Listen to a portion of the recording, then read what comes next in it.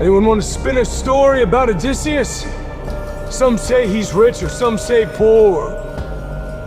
Some say he perished, some say he's in prison. What say you? In prison? What kind of prison? An old man like that. Tonight, we're reviewing the Odyssey. After years of war, no one could stand between my men and hope. Part of our complete Christopher Nolan movie retrospective. He was a harsh taskmaster. Oh, but fair and worthy of following. Hosted by Justin. Have I ever told you that you have wise eyes? Athena's eyes? Once or twice. Arnie. You're a man who needs to control his fate. You cannot control this. And Stuart. You're all gonna die! You asked me what Tiresias told me? He said you're all gonna die. This review contains detailed plot spoilers and harsh language. He says if we go that way, we won't like the things we'll find. We hope you enjoy the show. Tell me what you remember. After Troy.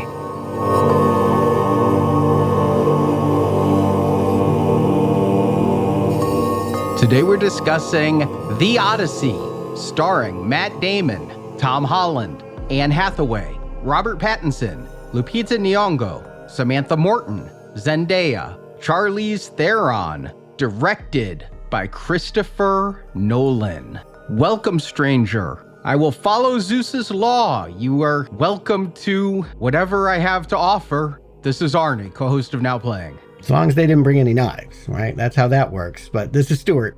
And this is Justin. Okay, I don't know what you do. It was kind of remarkable that a biopic about a guy who invented the nuclear bomb made as much money as it did and finally won Christopher Nolan Best Director, won Best Picture. What's the encore to that? You go to the most famous work of writing, maybe ever, next to the Bible. Do you remember all the discussions of what was rumored to be? It was said that he was going to make a horror film for a while there. And then it said that he was going to reboot a helicopter film, Blue Thunder. Oh, wow. With Roy Scheider? I mean, obviously Roy's not available, but no, I didn't know that. And then he was going to be doing the British TV series in big screen, The Prisoner. These were all rumors that were floating about. He was, in 2009, actually attached to do The Prisoner. And so people thought he might be bringing that one back out. Jim Caviezel ended up doing some reboot of that a decade ago, and it was not what I needed it to be. But what a great idea to reboot The Prisoner and have Christopher Nolan direct it. I would love that. This, though, I didn't realize, there's those moments in life where you make a decision or a decision is made for you and it sets you on a path. Well, I think a decision was made for Nolan that set him on the path to being what I am calling this decade Steven Spielberg, where he is the draw. The way Spielberg in the 80s and 90s was a draw for audiences no matter what he was making. I think Nolan is that now. I think Oppenheimer proves that. I'm thinking this is proving it. But it might not have happened because in 2004, he was going to direct a different Odyssey kind of film. He was on board to direct Troy, if you remember Troy. I rewatched it for this review. We were originally going to cover it as a lead-in to this, but we ran out of free weeks. So there's too many Marvel shows to cover. So Eyes of Wakanda is in, Troy is out. My hot take on Troy, and I don't think it's very hot, I think most people agree, spectacular looking movie that's not that interesting or exciting to watch. It was produced by Wolfgang Peterson, and Peterson decided, no, I'm going to direct this instead. So Nolan, you're fired. And Peterson had been working on the Batman v Superman film. If you remember, like in I Am Legend, there was the big Batman Superman logo. That was going to be Wolfgang Peterson's film. And because Batman versus Superman didn't happen, Warner Brothers brought in Nolan and said, all right, why don't you do Batman instead? We'll just flip-flop directors. And Nolan did Batman Begins, which I believe gave him the launch pad to be the maker he is today, to have the juice to go to Universal and say, I want $250 million to adapt Homer's poem. Yeah. He had to spend the last 20 years making the movies he did in order to reach this point in his career. And I want to invite Justin, you weren't with us as we've covered these other films. How do you feel about his work? Pretty much what Arnie just said is kind of how I feel. Like, I saw Memento back in the day, and I thought that was a great, clever movie, but it wasn't one of those things where it's like, oh, I'm going to follow this director's career. It was just a good movie at the time. And then I don't think I paid attention to Christopher Nolan again until Batman. And I was like, oh, okay, I kind of get who this guy is. And from there, he's done some movies that they always seem to be very high quality and very well done. But sometimes they feel a little up their own assy, I guess. You know, I'm thinking Prestige. Oh, okay. I want to hug you, Justin. A virtual hug. He was tired. Yeah, Jacob and I, we were ganging up and beating up on him, saying how great Christopher Nolan is, and he's tired of it. That's not to say I don't think he's a great director, though. I do feel like Nolan is this decade's Spielberg, and I think he earns it. He's always taken on projects that he wants to do, right? Like, I feel like outside of Insomnia, where that was sort of like a studio movie where they're like, see if you can remake this movie for an American audience. And he did it. And I think that's where he kind of came on board, and people are like, all right, we can trust this guy. And from there, I feel like he's made good decisions. Do you have a favorite? I'll always be partial to what he did with Batman. I feel like that kind of is his flavor. That's his signature. And I think that whole trilogy is great. But if I had to pick a movie outside of Batman, I liked Inception. I think that movie's fun and kind of a mind twister. It's still one of my three favorites. Dark Knight, Inception, and Memento. The Nolan I fucking love are those three. Yeah, mine too. So we're all in agreement. Very cool. Now at this point, I have Oscars, I have the box office, I rebooted Batman in a way more successful than anyone else has been able to do lately. Then yes, maybe I can go back to Homer and re-educate, because that's what it feels like, right? This is something I haven't thought about since high school, and I will confess, I did what I did in high school. It's the night before the book report is due. I don't have time to read the book, so I just watch a really bad TV movie with Armand Asante from the 90s and say, oh yeah, I know what happens in the Odyssey. It's really hard to read that shit.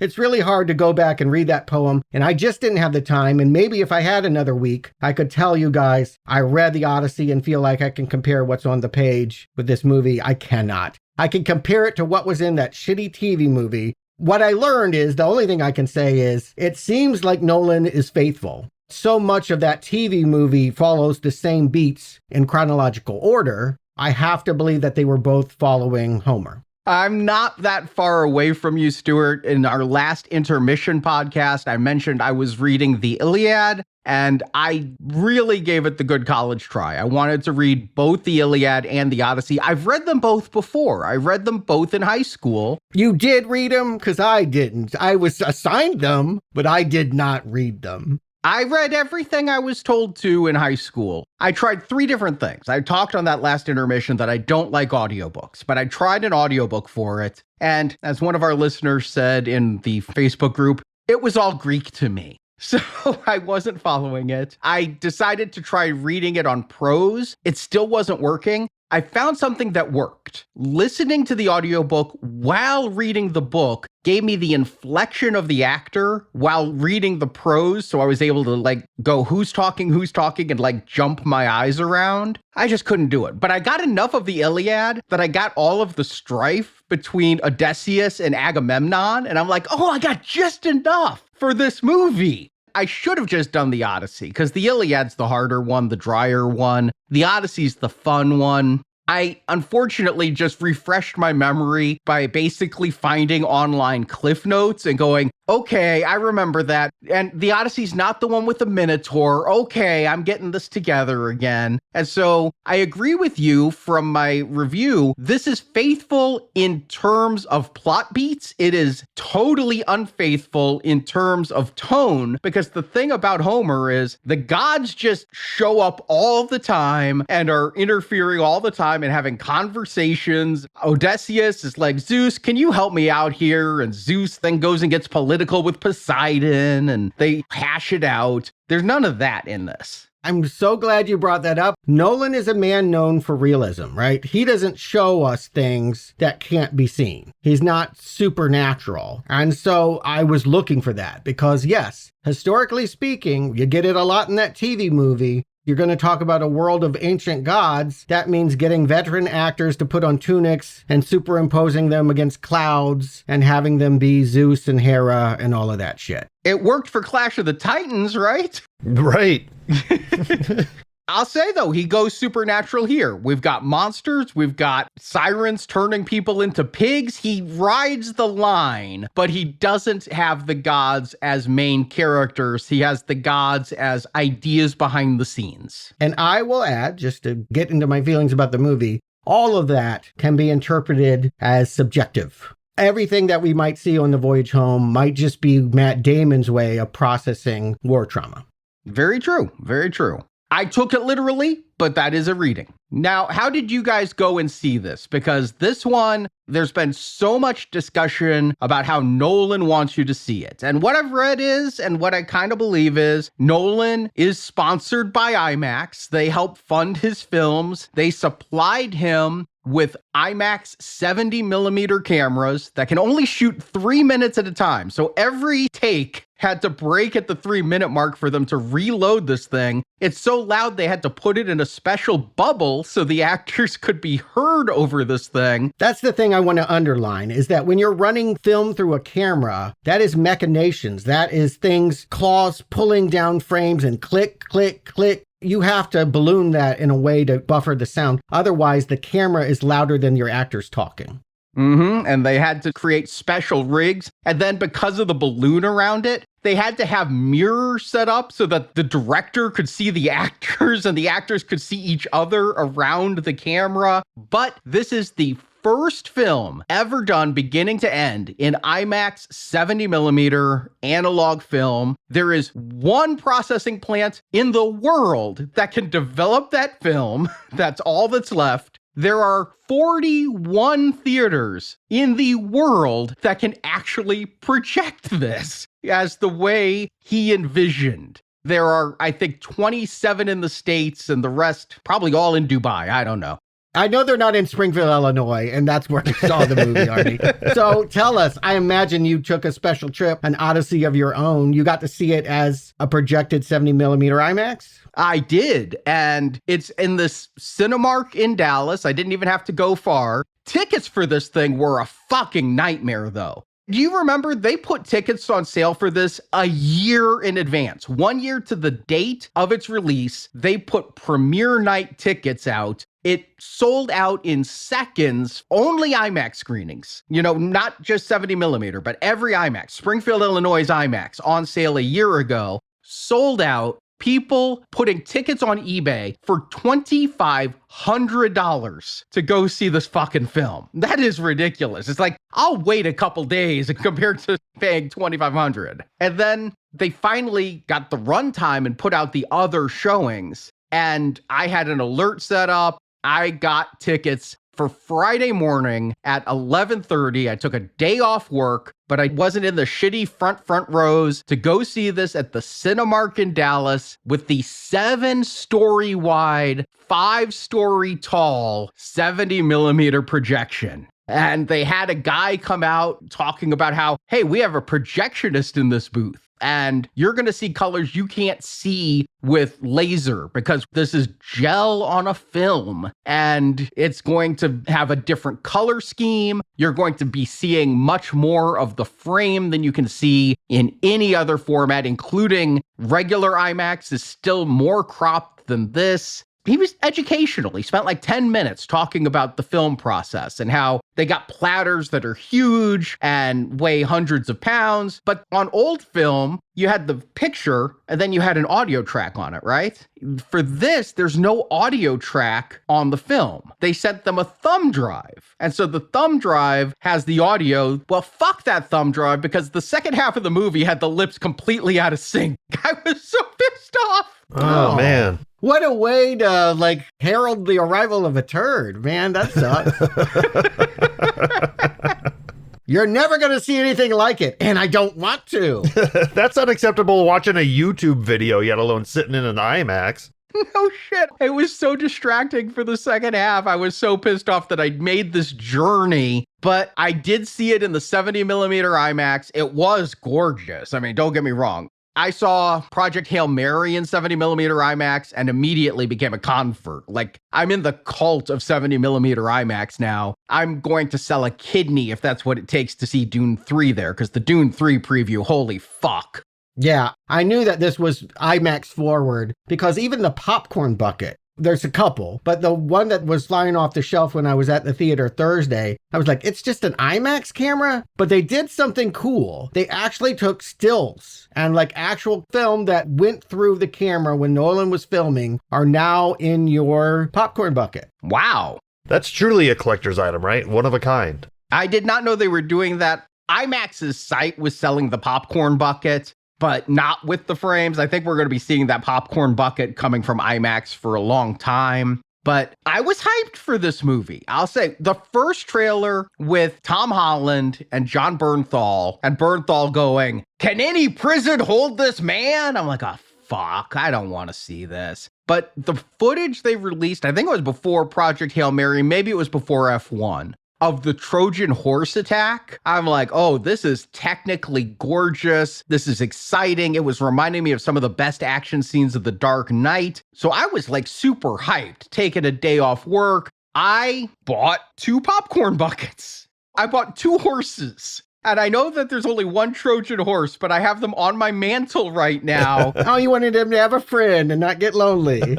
They're like paws interlocked. Somebody pointed out, I posted a picture in the Facebook group. They're like, oh, it's like the front of Wayne Manor in Batman Forever, where you got the horses standing up there rearing up. And here I saw those 2, and it's so big, and it's so not a bucket. I mean, of course, you could stick things in, like you could stick men into it, but it wouldn't look comfortable to do so. And I was just thinking to myself, who's going to spend $70 to buy that thing? You bought 2.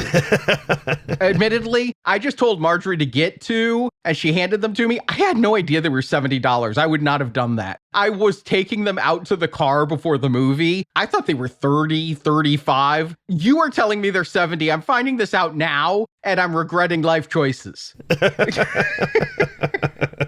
They're cool. I admire them. I like the trend. I always want to look and see when I go up to the counter. But yeah, it seemed impractical you would ever use it again for a vessel of anything. But it was cool to go and see that one of our listeners is there, Patrick. It was a completely sold out show. Even the front rows, not an empty seat in the house. I did go back the next day to just like the Flicks Brew House to see it lip synced in a normal format and take notes. I didn't take any notes to the IMAX 70 millimeter. I waited to let this film percolate. But yeah, I've spent like, 8 hours from this movie in the past 2 days? Jesus. Here's what I would say. I don't know that I was hyped for the Odyssey. I was hyped to see what Christopher Nolan was going to see next. You know, it's always an ask. What is he going to do and why is he going to do that? I don't know that I was hyped for Oppenheimer in the sense of what could he do? What could he say? He always surprises. I went in, I did have a full day of work. I was actually quite stressed. I was like, God, I don't want to watch a 3-hour movie right now, but saw it on Thursday. And then I have family visiting. It's my mom's birthday. Yay, everyone. She's 84.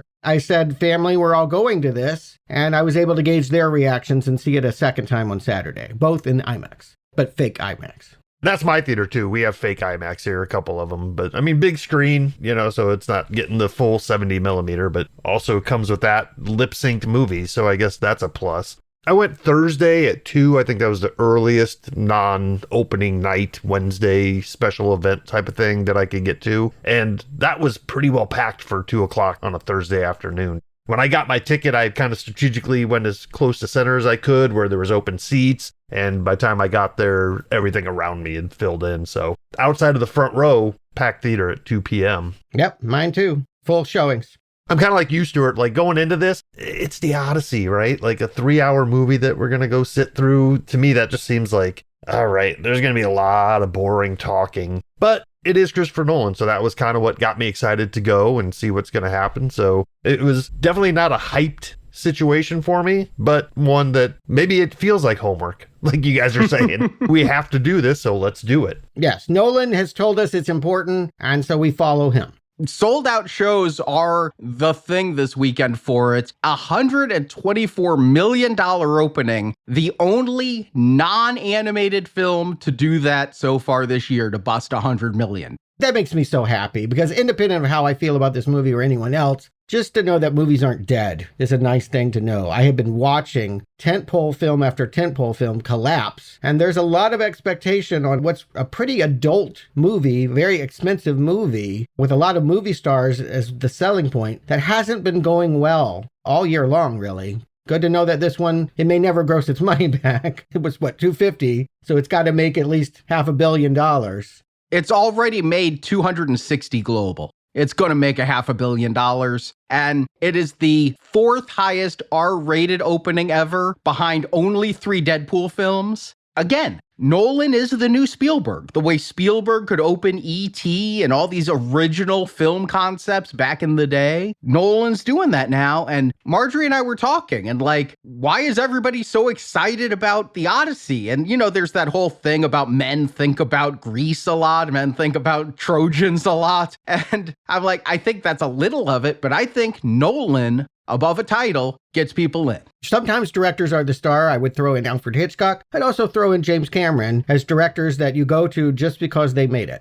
I think there's a big, wide audience for this. I mean, just kind of as an anecdotal story, as I was walking out, there was a couple teenage girls walking out talking about, hey, they wish Zendaya was in here more, but the parts that she was in, they really liked. And they sound like they were chatting about this movie in a positive way. So I was like, wow, it's not just middle-aged dudes and the older set looking for something to do on a Thursday afternoon. This movie may have legs with just a wide general audience. Yeah, and I'll preview. I think it also is going to be up for a lot of Oscars and will continue to be watched and studied and looked at for a long time. Yeah, Marjorie was as excited for this movie as I was. And the audience was predominantly male. I don't know what else I would expect at 11:30 in the morning on a Friday when most people should be working, but there were quite a few women. I noticed a lot more women at the Saturday show than the Friday show. I think some people are really excited for what this movie is going to do technically, and other people, I'll include myself in the second category, are wondering how this story is going to be made relevant.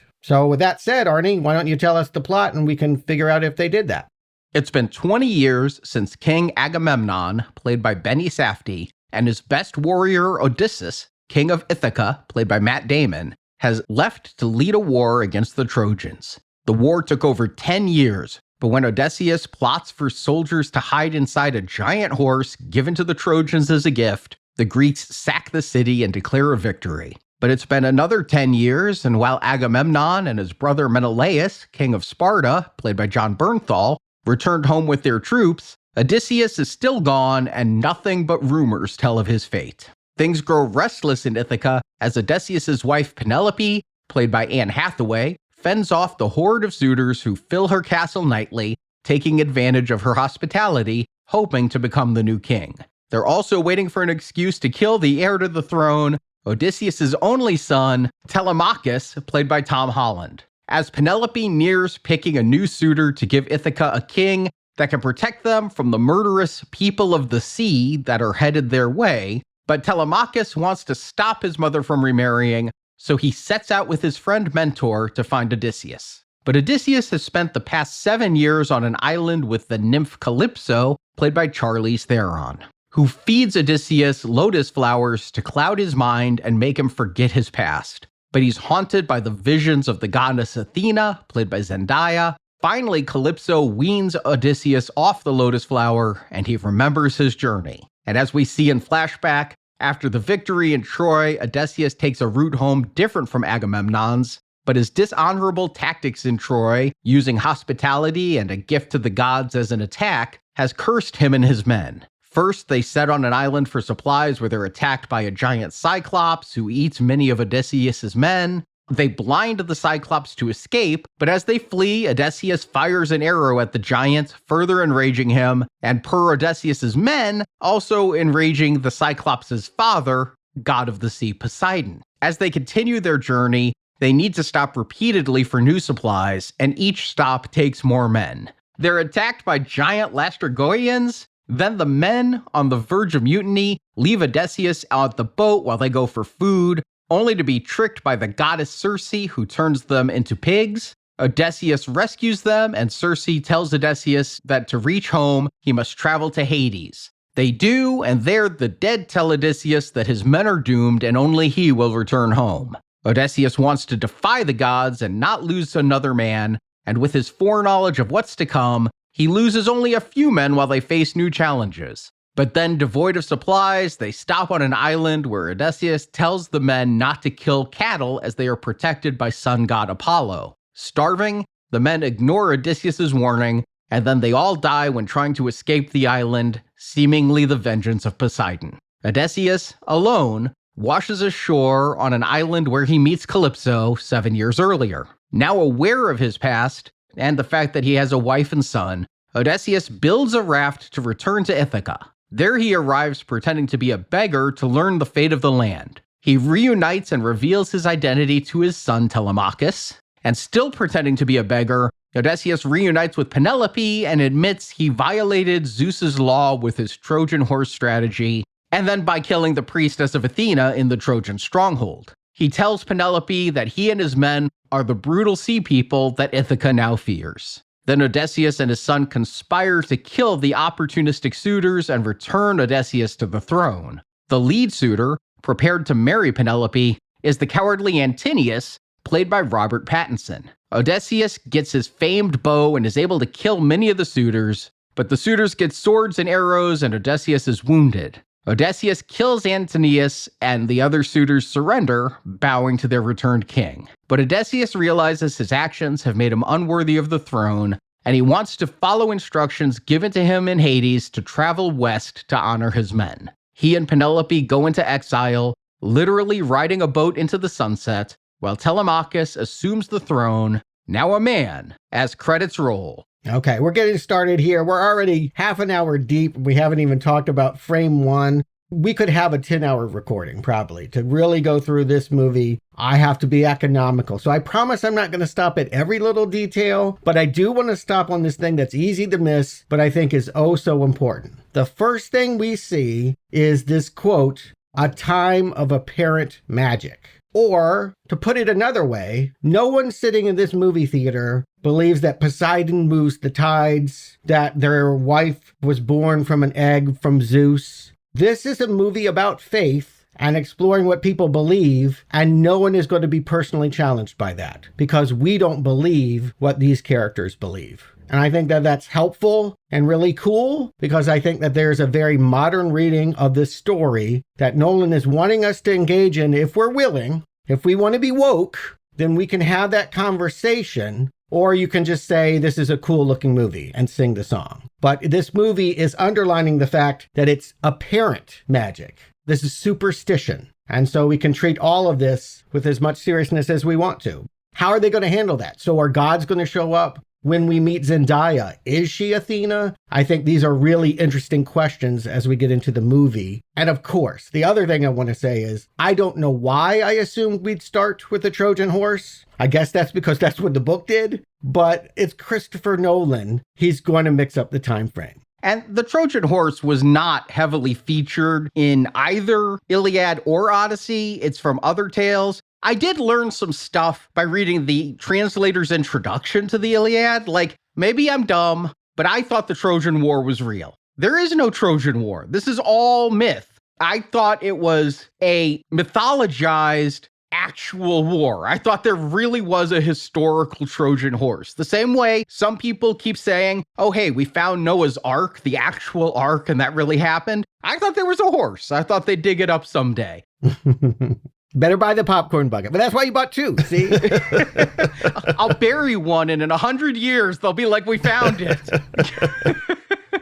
But all this is myth. All this is story. And it was a common myth. So there's so many stories, including Homer has one, the Aegeus, that Nolan is pulling from as well for this. And that's a little bit more of the Trojan War stuff. But a lot of this, by the time Homer, if there was a guy named Homer, whoever put them down on paper after years of oral tradition, was kind of like, oh, you guys all know the story of the Trojan War. We're going to flesh out these other areas of it with Agamemnon and Odysseus. And you've already heard about the horse. I don't need to tell you about the horse. And because this is a myth, and this is an interpretation of a story that's been told millions of times over thousands of years, I think it's smart to open up with Travis Scott speaking in common English. No, seriously, it sounds funny. No, I know. It's Travis Scott part makes me laugh. It sounds funny, but I think it's a smart move to tell you right up front, like, hey, this is not going to be old English. This isn't going to be a Shakespearean thing where they're saying sentence fragments where you're like trying to figure out what's going on. It's like, no, this is plain English. Everything said in this movie is going to be easy to understand. It's a trap song. This movie's already a huge ask, a huge time commitment, processing non-chronologically all these complicated things. Yeah, you want me to have unknown people that can speak in the proper dialect do all this? Fuck you. No way. I can't do it. Yeah, obviously. We're going to hear the Trojan War story 3 times in this movie. From a bard, from a survivor of the war, and from Odysseus himself. And they'll basically come in the beginning, the middle, and the end of this movie. Trap star Travis Scott, who did do the theme to Tenet. I don't know if people remember that. He already had a Nolan connection. Most people involved in this movie have worked with Nolan before. He is banging his staff and telling everyone at this banquet the song version, right? The happy, heroic tale that everyone feels good telling about how we won a war. There was so much controversy about this film before it ever opened. And I mean, we get like Elon Musk and Fox News people screaming from the heavens that this movie is too woke because there were no black people in Greece. They called it blackwashing to have, I don't even think they knew Travis Scott. They were all focused on Lupita Nyong'o playing Helen of Troy. They thought that was a travesty. People were upset because why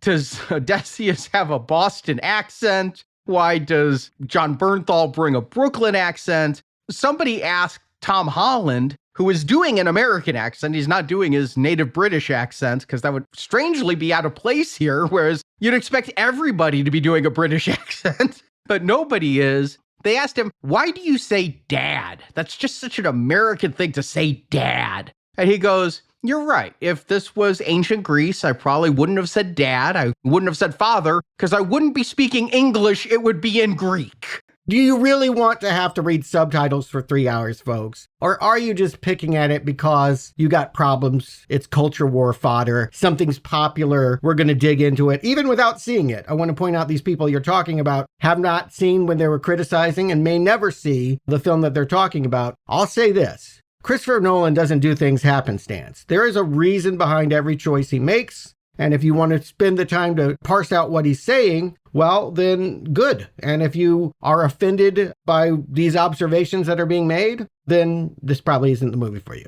And we should not dwell on it because obviously it's something that happens a lot nowadays. And this happens to be the biggest movie of the summer. But yeah, we can't breeze past it without bringing it up because once again, it was a Gamergate type of situation where people are trying to exert their power online over something. Hopefully, this is the Trojan horse that ends this culture, because I think this movie is way bigger than that movement of online haters, and maybe this can finally bury it in the sand. Don't tell me Nolan's not thinking that too with one of those moments. We start this opening scene, the first time we're seeing the Trojan horse, we're seeing Elliot Page, who of course was Ellen Page when making Inception so many years ago with Nolan. And that, of course, we could spend so much time fighting that cultural war right now. I think Nolan kind of is inviting us. I was more stunned of like, Elliot's taken out in about 5 seconds here. You're like, oh yeah, there he is. Boom. Dead? Really? Already?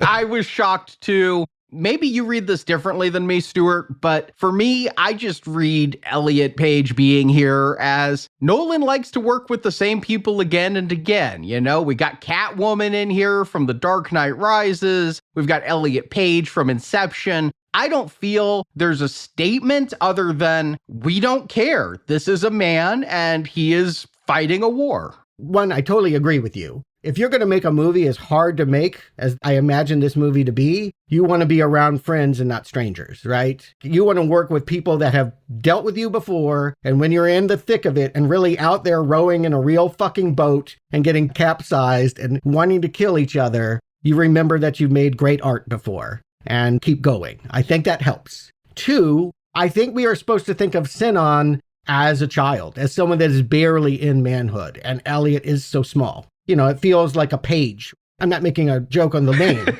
but just like a page boy or someone that would go run and herald the coming fight, not someone that would draw the first sword. You know what I mean? A child. And I do think children are such a symbol. We'll see that Sinan being on this mission was sort of a trickery, a flip. Should not be dying here. Sinan, and I do wonder, sin 1, maybe, the first sin is that this child is dying in this way. And that character's motivation is going to be strictly that he was lied to, right? Like, we learn through the different time frames here that the reason Sinan is even here is because when going to war, they were drawing lots. 2 men fucked him. Robert Pattinson, no surprise. And then Matt Damon, which is a surprise because he's a family man and immoral.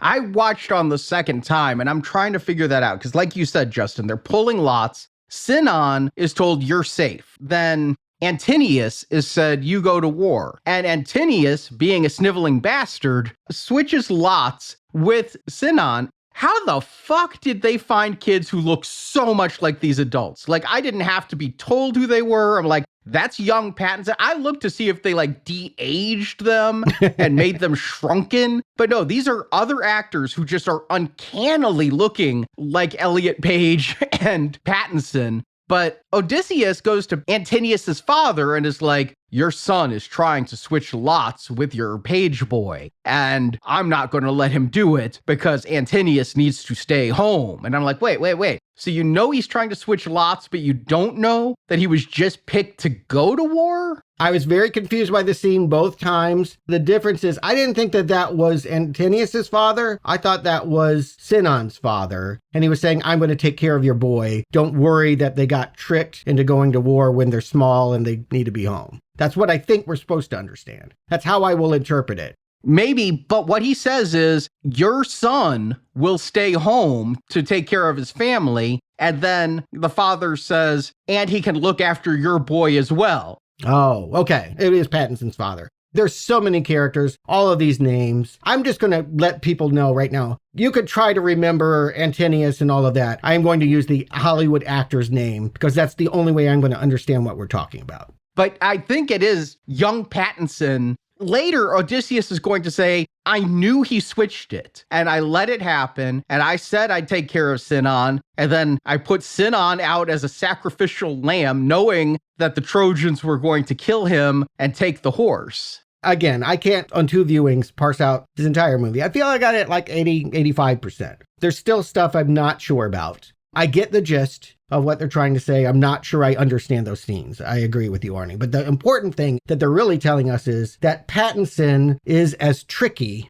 as Odysseus, that both of them are smart. And that means that they win not because they're the strongest, the fastest, the toughest. They can manipulate other people to do their bidding so that they can be the last man standing. And that will be true for Robert Pattinson as he waits to marry Penelope. There's a whole bunch of suitors that are going to try and wine and dine her. But we have no doubt that he's going to be the one, right? He's angling and engineering for that to happen. We see in this opening scene as an adult with all the suitors trying to court the queen. And equally, we will see an Odyssey in which Ulysses has to sacrifice some men to save others. And so they're both calculating and willing to do harm and basically kill someone. What's shocking is that Odysseus is just as much a betrayer as Pattinson, that he just calculates. We need to get in there. We need this horse to work. That means somebody innocent looking, someone boyish and non-defensive needs to stand there and explain to the Trojan people, this is just a tribute to Athena.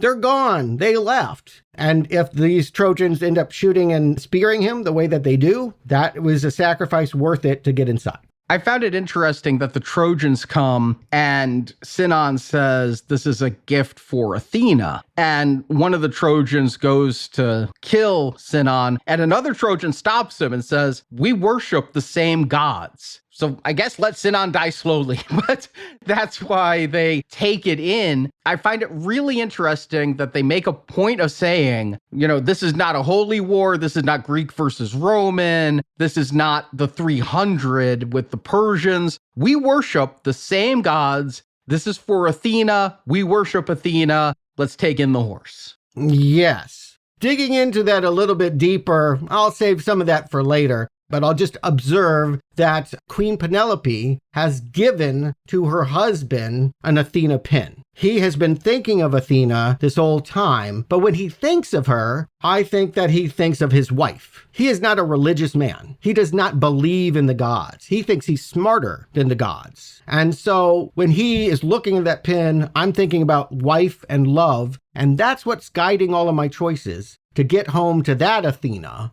But then there is also these people that believe that she's actually this goddess. And it's so interesting when Zendaya shows up in the movie and she's talking to Matt Damon, because I'm like, wait, but you don't believe in this. And it becomes a real mystery as to who is Athena then? Why would this atheist who thinks he's smarter than gods care about this Athena and believe in Zendaya the way that he does throughout the Act 2 of this movie? The way that this entire relationship between Athena and Odysseus is played is just that. It could all be in his mind.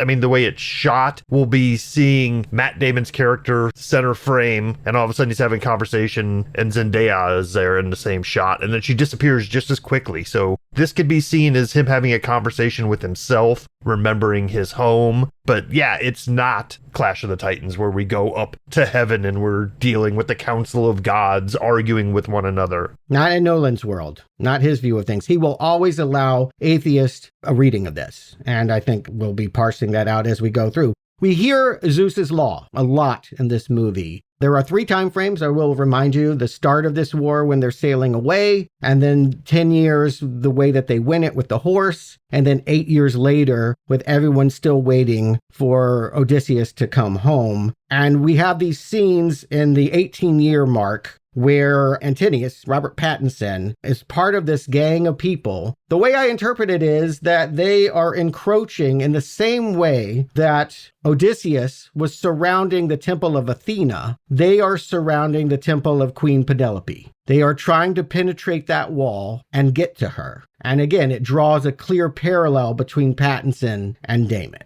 And yet I love that Nolan is able to take this framework, tell the story and the parallels he wants to tell, because I'm seeing what you're seeing, Stuart, but also remain true basically to Homer's text. Yes, Zeus isn't going to have chats with people and sit down and be all over the place like it was, but Penelope sitting behind the screen, weaving her father's shroud, but then unweaving it at night, saying, I will remarry when I finish this, having all the suitors there. This is all straight out of the text, but yet there's an added feminist slant because she's going to be telling her son, Tom Holland, I'm going to go like you when I can't remember the names, that I have been sitting in this throne for 20 years, but I don't have stubble on my face. And so all these men feel like they need to take the throne. What about me? Including her son. Again, her son is 18 years old. Tom Holland, I mean, it's pushing it, right? I don't know how old that actor is. He's 29 and said this is the last time he'll ever be able to play a boy. You get that he's boyish. That's part of his appeal as Spider-Man. So in that way, I think he's well cast. Might be the weak link in this cast of actors, but I get that he has to be a puppy dog, right?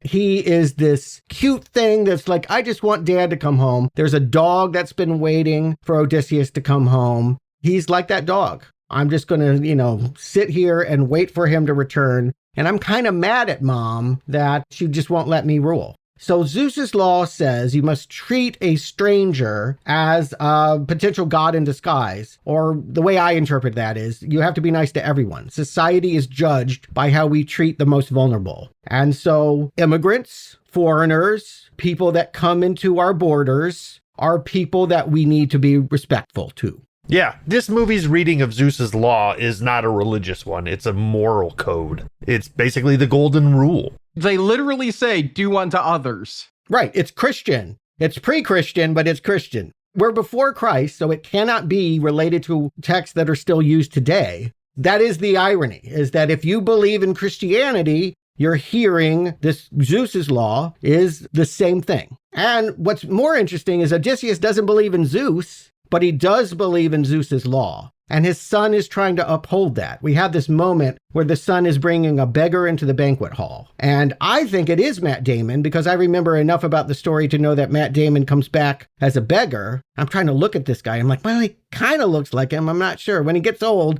who can say with the hood and all of that? It's not. It's just a beggar. But it gives us the opportunity to see how Pattinson has no respect for the laws that allow him to be there and feel entitled and better than other immigrants coming into the banquet. It also shows that he's conniving, right? Like, he should be following Zeus's law, but he's only doing it publicly when he thinks Penelope's eyes are upon him. Like, when he's with his friends, he's just being an asshole. Poor Robert Pattinson. He'll never get to have one of those cheesy 90s rom-coms where he's just the nice guy that we want to see get the girl, right? He's always a creep. Well, he had all those movies as Edward where everybody was rooting for him to get the girl. Yeah, a creep. An absolute, I mean, we covered that series. He's an absolute never Team Edward. Never. Awful. Awful. I agree with you, but we're in the minority there. I don't know that I am, but terrible. I want to say human being, but he's a vampire. I do love all the personalities in this court. Only a few are going to matter, but yes, the beggars, you know, they're saying Pattinson might get the supporting actor nomination out of this. But you know who I want to see get a supporting actor nomination out of this? Luigi. John Leguizamo is fucking amazing in this. I am taken with his every line delivery, his every body movement as the old blind guy who used to serve Odysseus and throw puppies off a cliff. But Odysseus was like, no, I'm going to take this one runt you're going to throw off a cliff, and he's going to be my hunting dog. And that dog's going to live to 20, waiting for Odysseus to return. That dog will not die until Odysseus returns. But Leguizamo is basically, you know, there's a guy named Mentor who you would think would be Tom Holland's mentor, but really it's Leguizamo who's the mentor in this. Well, what you see is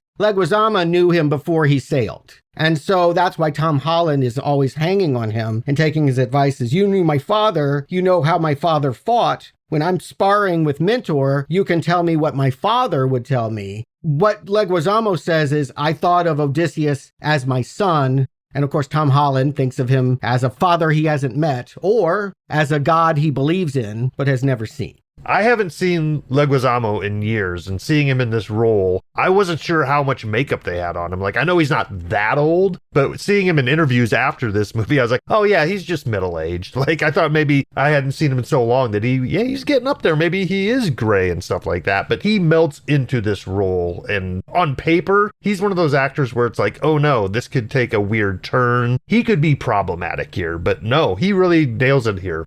I feel like most of the actors are well utilized. It's not a compliment I have for the actors. The actors do what they do. They have been placed there by Nolan. And so all the compliments I have about performance are the fact that Nolan has strategized they're effective at this place on the chessboard. I'll also say that there is a lot of data dumping that's happening in this first hour. They are setting up an enormous amount of things, and Leguizamo has some major heavy lifting here. Throwing the puppies off the cliff. Let's not skate over that. What I hear is that this dog had a litter and didn't know what to do with it, and they're trying to find the one that could be a hunting dog. And so this is Odysseus' skill. I can't save them all, but I can save one. Most of his men are going to be thrown over the symbolic cliff in this movie so that he can save one puppy dog, and that puppy dog is Tom Holland. I will also say what I hear in here while they're sparring with Mentor, who's of course like a big dude that should probably be in Vikings or 300 or probably is always in those kinds of roles. Yeah, this is Ryan Hurst, Sons of Anarchy. There you go. Exactly. He's got the face for it. And clearly he's outmatching little Tom Holland. But, and again, this gets back to something really key about Odysseus. You don't win because you're the tallest. You don't win because you're the strongest. You win because you're a trickster. You let them in. I think Leguizamo says something about you have to let them think that they can get you in the belly, and then you got them. It's the strategy of the Trojan horse itself. You lead people to think that it's safe, and that's when you take them. He makes a distinction. There is fighting, and fighting is noble because both people are armed. And then there is hunting, when one side is armed and the other is not. And that speaks to why we're going to look at what happens in Troy differently. But what's interesting is, it's Leguizamo who sees hunting differently. But Matt Damon is like, hunting is just war with stealth or battle with stealth. Well, stealth means trickery, right? You're not showing yourself. Fighting is, I'm going to show you, and that's fair. Stealth means I tricked you, and that's what Matt Damon is good at. And what Leguizamo says, apt words to be followed, cleverness will get you in trouble, Odysseus. And that's indeed the story of this movie, is Odysseus thinking that he's smart enough to calculate his way home and realizing he's no god. There's also a character building moment about Odysseus here too, because as we talk about this, it does sound like we're doing a lot of comparisons between Odysseus and Robert Pattinson's character, who both break Zeus's law, but we're learning a little bit more about Odysseus and why we should be on his side. And one of his character traits here is that even while he's hunting, he will give the animal a fair shot. Like, he plucks his bow, which has a resonating sound that gives the animal a chance to hear it and run. That just shows what type of man he is. He's not just out here in a duck blind waiting for a bunch of ducks to show up and shoot at him. Like, he has fairness in his heart. I think that's important because later in the movie, he's not going to be plucking that bow anymore. And I think that shows a change in character. What Leguizamo can tell us is who this man was before he got on the boat, right? This is at the start of all of it. It's really important to know who he was. There's this little moment where he's showing off this bow, right? This is the way that everyone acknowledges he's better than anybody else here in Ithaca, is that he can string this amazing bow. Nobody else can do it. It's his superpower. He doesn't always kill with it. He shoots a boar and the boar keeps coming and bites his foot. And that will be a way that he'll be identified later by a handmaid. But yes, that he is in command of this bow. And until someone comes back and strings that bow, you don't have a proper leader. Tom Holland can't string that bow. And that's part of the pain, is I'm not good enough to take this throne, even if I could find a way to get rid of all these suitors. But he can't, because again, if he kills the suitors, he's broken Zeus's law. And I don't think he's tough enough to take them on. We also have a bedroom scene. I think women, sometimes they are underutilized in these myths. We don't always hear from them. But I do think that Nolan does like Anne Hathaway and does give her a few good choice scenes in this movie. She is a wife that's waiting for her husband for 18 years, and that might make some assume she's weak, but she's got her reasons, right? And I do feel like, I'm trying not to make too many comparisons to now, but when she's lying in bed with Odysseus and they're talking about why he has to go to war, and he's like, King Agamemnon, he just wants these trade routes. And I'm just like, if you just substitute the word tariffs for trade routes, we all know what you're saying. Strait of Hormuz, anybody? Yeah. He just won't leave this shit alone. And because of that, we have to fight a fucking war I don't believe we can win. And you see Matt Damon's pain of just like, I'm going to lose my kid. He'll kill my kid if I don't do what he says. We could run away and then he'd kill all of Ithaca. I'm just going to have to bow down and kneel down to this asshole. And so he does. The other thing that I didn't catch on my first watching, and I'm so glad I watched it twice, is Penelope is there like, why don't we just take a fast boat and get the hell out of here and we'll head west towards the sunset and have our adventure. And this is actually the happy exile ending that they will be doing. I didn't catch on the first watching that what she says here as pillow talk is actually how they will end up. World without walls. And again, the whole idea of this, what is permissible to break through walls, how to live beyond them, how to enter them, is what we're here to discuss. Ultimately, the story here is a man fighting to get home and discovering that home isn't what he thought it was, but discovering that what home is the people in your life, right? And that's going to be Penelope. So that's kind of what we're sailing towards eventually, but we have 18 years of him trying to figure that out. So we're learning a lot about Matt Damon without having seen much of him. For a good 20, 25 minutes, I mean, every now and then you get a shot of his face. But for the most part, it's the interpretation of people that knew him and people that want to know him and the Zeus's laws that he followed. And so who is Odysseus? I would say in many cases in this cast, you could switch him up. It would mean different things, but you could switch him up. Charlize Theron could play Helen of Troy, right? And Lupita Nyong'o could play Calypso. That might have been one way to go with it. But there's nobody else that I could think of when I was thinking about the way Odysseus was being described that could pull this off. You need someone that you believe is smart, Matt Damon, athletic, Matt Damon, can win through trickery. I'll never forget the scene in that second Bourne movie where he killed a dude with a rolled up magazine. And this is just from Matt Damon's private life, he loves his wife. He's not out there with starlets. He's married to a school teacher. He's married to someone that he doesn't have to be because he could have anyone that he wanted, but he's with someone that's just one of us, common. And he was the last choice for this role. Wow. Nolan asked Christian Bale. Oh, of course, Christian Bale. Tom Hardy. Tom Hardy, no way. No way, Tom Hardy. No way. And I like Tom Hardy. Leonardo DiCaprio. I'll think on that. Matthew McConaughey. No way. Robert Pattinson. Oh, God. No, Robert Pattinson is placed where he needs to be and where he'll be placed for the rest of his career. Hugh Jackman, who just left his wife for a younger person, so probably not the greatest.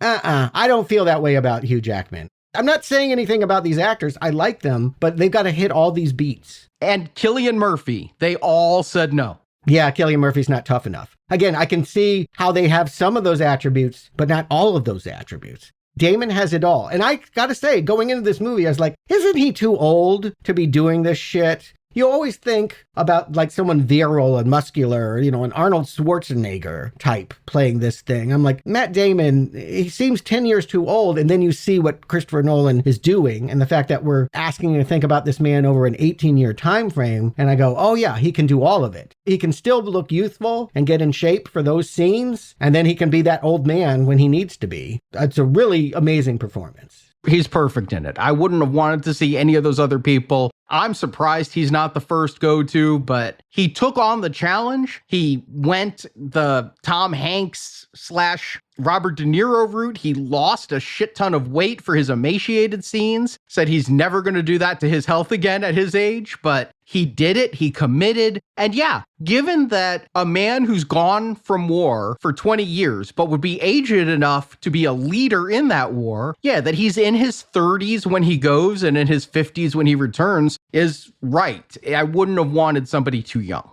Yeah, no, he's it. I can't think of anybody else that, again, checks every box. There are a lot of actors that check many boxes. All of them would have given fine work. Matt Damon is perfect in this movie. At a key moment, he's like, I'm bringing it all. And I'm like, you do, Damon. You bring it all. You bring it all in this role. He's fucking fantastic. And we really are introduced to him, like I said, in this broken chronology where he's somewhere. We don't exactly understand it. It almost feels like he's dead. And so many people assume that he's dead. Nobody thinks he's coming back home, but he is off on this island with Calypso. And here I am getting flashes of Davy Jones's locker from Pirates of the Caribbean, right? Like this is kind of where it feels like Jack was when he was in Davy Jones's locker, just a big sprawling tropical beach type of thing. But yeah, no, this is Calypso's island.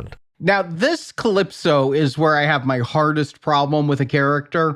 We'll find out Calypso has been feeding him lotus flower and he doesn't remember what happened. He remembers everything up to the Battle of Troy and nothing after the Battle of Troy. And as he remembers, we're going to watch in flashback because Nolan loves his non-chronological stories where he can hop around in time, and this is going to do that. But this is my nitpick, my one nitpick for this movie. Charlize Theron has multiple piercings in her ear. When I'm seeing her 5 stories high, each piercing is like a yard big. I'm like, can't you just CGI out those ear piercings, those holes in her ear? Can't she have pierced ears? I mean, Calypso, that sounds like she would have jewelry and all of that. Very nitpick, Arnie. If that's your biggest complaint. It is my biggest complaint. It really is. And it's minor and I know it, but it was just distracting. If she's going to have pierced ears, put earrings in them. But they took the earrings out to make her seem all natural. And then they didn't put any like makeup or any CGI. Like it's just a single button in Photoshop. Click heel, no piercings. I think that's the point. Like she isn't dolled up. She isn't wearing jewelry. She isn't got makeup on that I can tell. It's natural performance. You're seeing skin imperfections and all of that. And she's a temptress. I think we're to understand that she's trapping him there.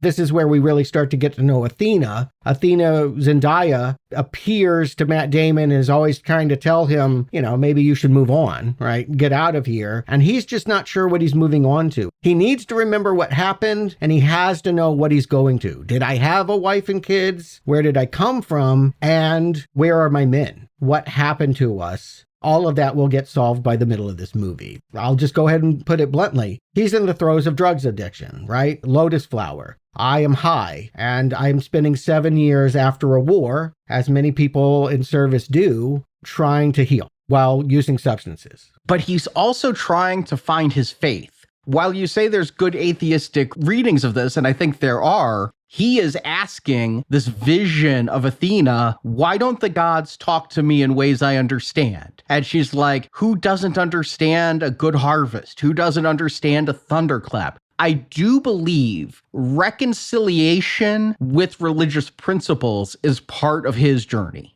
Two people going on journeys. His son, at the same time, is going off, slipping away. He realizes he's being baited into a fight. And again, if he kills even one of these people, righteously even, he will have violated Zeus' law and be exiled. So rather than have that happen, Tom Holland is going to go away to get answers about his father. And we see Odysseus telling Calypso what he remembers about getting on his boat and heading home. And I got to say, we know this, right? They've touted this heavily in the promotion of this movie. But when you're out there seeing those boats on the water, that's the real deal. That's not CGI. I mean, there is CGI in this movie. They are not going to be able to say we did everything practically. But this stuff is majestic and it's tactile and real. I believe the reason it's $250 million is Nolan did practical when possible. Not when easy, when possible. It just makes the film far more immersive in that way. At no point am I noticing flickers on the horizon or things that just don't light quite right. I'm completely immersed in this and loving the journeys and the vistas. And yeah, especially on that 5-story tall screen, I'm lost in the visuals of this movie. So there are 9 stops. I counted them. There are 9 stops that we're going to have on this Odyssey that Matt Damon is sitting there being like, well, it might be a little longer. We're going to see a little bit of the world. We're not going to fall Agamemnon. We're going to go our own way, but this is going to work out. I'm confident that we'll be home soon. Famous last words. It's his hatred of Agamemnon that causes all of it, because he just could have gone with Agamemnon. And his first mate there is like, Agamemnon's going that way. And Matt Damon's like, oh, Agamemnon has more mouths to feed. We're going to be fine. Just go this way. And it's his arrogance in that regard that does damn all of them. Yeah, again, it's clever, smart, ingenuity. I'm smarter than everyone else. I'll be able to figure it out. And the first stop warns him. The first stop is a village on fire. And there's only one person left. Everyone else has run to the hills. And the person that remains says, 1, we thought you were the people of the sea. And 2, when you go south, you're not going to like what you see. And I think they are the people of the sea. That's the revelation at the end, that I don't know why this first guy is afraid of the people of the sea who haven't sacked places yet. No. This is the really important motif throughout the movie. Everywhere they go, everyone is always worried about someone coming on land and killing them. That is a universal. We would call this an urban legend, right? People of the sea is our own paranoia about people that we don't know that are not from where we're from, have the potential to come to our shores and kill us. They are the people of the sea. And yes, reflecting on who those people are, right now it's a myth. We have the second in command rebuke it. He's like, no, we're not people from the sea. We're Greeks from Ithaca and we just won a war. They're feeling very confident. But you're right. In the end, part of the conclusion of this movie is realizing that we have the potential to be those aggressors that other people fear, that we fear are coming for us. Yeah, we became the very monsters that we thought we were avoiding. That's a good reading of that. It's very Apocalypse Now, too. This is where we're getting a lot of voiceover from Damon and all, and just seeing this village burn and all that. It feels like we're going down the Da Nang River again with Martin Sheen of like, yeah, this is going to be bad. And it is. It's a horror movie. It's real dark. There's not a whole lot of uplift. You might be used to thinking of Greek myths as fun. And again, that Odysseus's skill at trickery is clever and inviting. But almost everything that Odysseus does, I now have judgments about. And where we go is really to hell and back.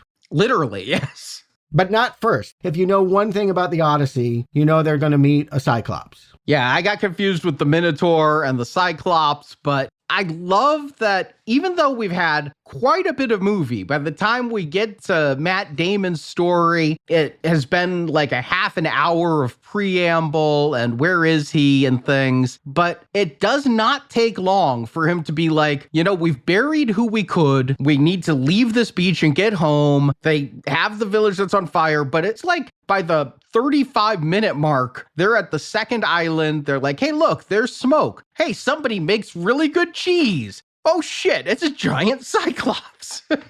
I forget that cheese is made in caves, but that is a whole thing. I looked into it a little bit, but I love cheese. I'm not going to make it. I'm not going to live in a cave. But I want to reflect a few things. I always thought the Cyclops like came out swinging a big mallet and, grr, I want to kill you. This is a nice guy. He's got sheep and he just wants to like chill out and eat some cheese. And they're the ones. They're like, we're going to declare Zeus's law. You have to give us all your cheese. We're going to take it all. We're just going to wait by this fire and make him. And then they find out, right? He can talk, we'll find out. He chooses not to talk. And when he finds these people in his place, he's like, yeah, I'm going to snack on some of them. It's not like they shot first. They went into his home with weapons. When we're talking about Zeus's law, if you go into someone's home, you should be treated well. But if you brought a dagger, you should not. That was a very specific shot, too, showing that the dagger was hidden there. So this is punishment for them breaking Zeus's law. It did not have to go this way. And yes, heads are being bitten off. This is Bill Irwin as the Cyclops. He was the voice of Tars, the walking block in Interstellar. I don't know if you remember that, but it was kind of a colorful character in a movie that wasn't a whole lot of fun in my imagining. Not a fun Cyclops, right? They're going to kill him. They're going to slit his throat while he sleeps. And then they realize, again, this is the Odysseus smarts. Well, how will we roll back the rock that he put in front of the cave? We'll be trapped in here. We'll die. So we have to have him alive to open it. So maybe we'll just blind him, right? Eventually they land on the solution. We'll just poke out his eye. That is a weakness if you only have one, right? I have to stop and say the production design here is great, right? We're going to get a mix of practical effects and CGI effects. We're going to get some perspective shots and stuff like that. But this location is incredible. This is Nestor's Cave in Greece. This is an actual location. This is not a set. The mythology is this is the birthplace of Zeus. This is a very cool location to be shooting this in. With Nolan's sensibilities here, you know, they use this 95-foot cave in a very well done way. The lighting by fire, we get to see glimpses of the giant here and there, so it's not like we're bathing in CGI goodness, but just the design of this Cyclops is something I've never seen before. It looks more like a deformity than, you know, what we've seen in stop motion over 50, 60 years of filmmaking. The other thing is, that Cyclops, as Stuart said, is played by a person. I saw some behind the scenes. They had this like giant wood puppet that was kind of funny to give everybody an eye line while practically in that cave. So there was something physical there for them to react to. But then when we see a Cyclops, that is an actor in a suit giving a performance as well. It is not a CG Cyclops. He's CG put into the film, you know, matted and everything. But I got to admit, I found Cyclops' butt crack funny. I may be a child, but when he has the butt crack because he's not wearing any clothes, I chuckled a little bit. I'm like, that's kind of funny. He's like got plumber's ass. I was glad we didn't get Cyclops wang. I didn't need to see his other eye. You guys are talking about the visuals. You're not wrong, but I got to say it's the sound design. The woman sitting next to me on my first screening, I think she held her ears for about half of the movie. And it starts in this moment when they blind the Cyclops. It has got to be the loudest sound I've ever heard in my life. Yeah. My watch warned me, hey, cover your ears. This is not good. Yeah, I got that warning quite a few times too. Like, it used to be a time where people joked around about a brown note or sounds being able to make you vomit or lose control of your bowels. I think this is the closest I've ever been to finding out that that's true. Like, there's some really deep bass here. It's also revenge, right? We've always complained we can't hear what Nolan characters are saying. All right, motherfuckers, I'm turning it up to 11. I think he's always been one for the big boom sounds, and I didn't have to cover my ears, but I did see somebody post online. They gave this a bad review because it was too loud. And I'm like, if it's too loud, you're too old. They do have sensitivity screenings, I know, for people that identify on the spectrum. I don't know if you could do that with this movie, but I want to go to it. I gotta say, like, it was rough, this scene of the screaming. And you're right, this is when they realize that it speaks, that it's actually a human being. Well, why wasn't it talking to us? Because you don't talk to ants. Because we're ants. We think we're the boss, but this is actually the son of Poseidon, and he didn't think we were shit. This is another character building moment, right? They eventually make their way out of the cave by tricking the Cyclops into thinking they were sheep by putting hay on their backs and stuff like that. I love that scene. It was so suspenseful. But, you know, they get chased down to their boats and stuff like that, and they barely make it out as the Cyclops comes. And for whatever reason, Odysseus decides to take an extra shot at the Cyclops, which, once again, breaking Zeus's law, and for no other reason than his ego. There was no reason for him to take another shot at this poor creature. I mean, it was revenge. This creature killed many of his men. He wanted to kill it back. One arrow is not going to do it on such a giant, but I get his motivation on that one. Yeah, and it cost him more men. Because this thing now chases them down to the beach, and two guys swimming to the boat aren't going to make it because he shot that arrow. And so it is on him. The blood is on his hands for that. I will also say that moment is something that played out in Troy. And I do think anytime we're seeing a supernatural creature, we're seeing something that happened in Damon's version of what they did in Troy.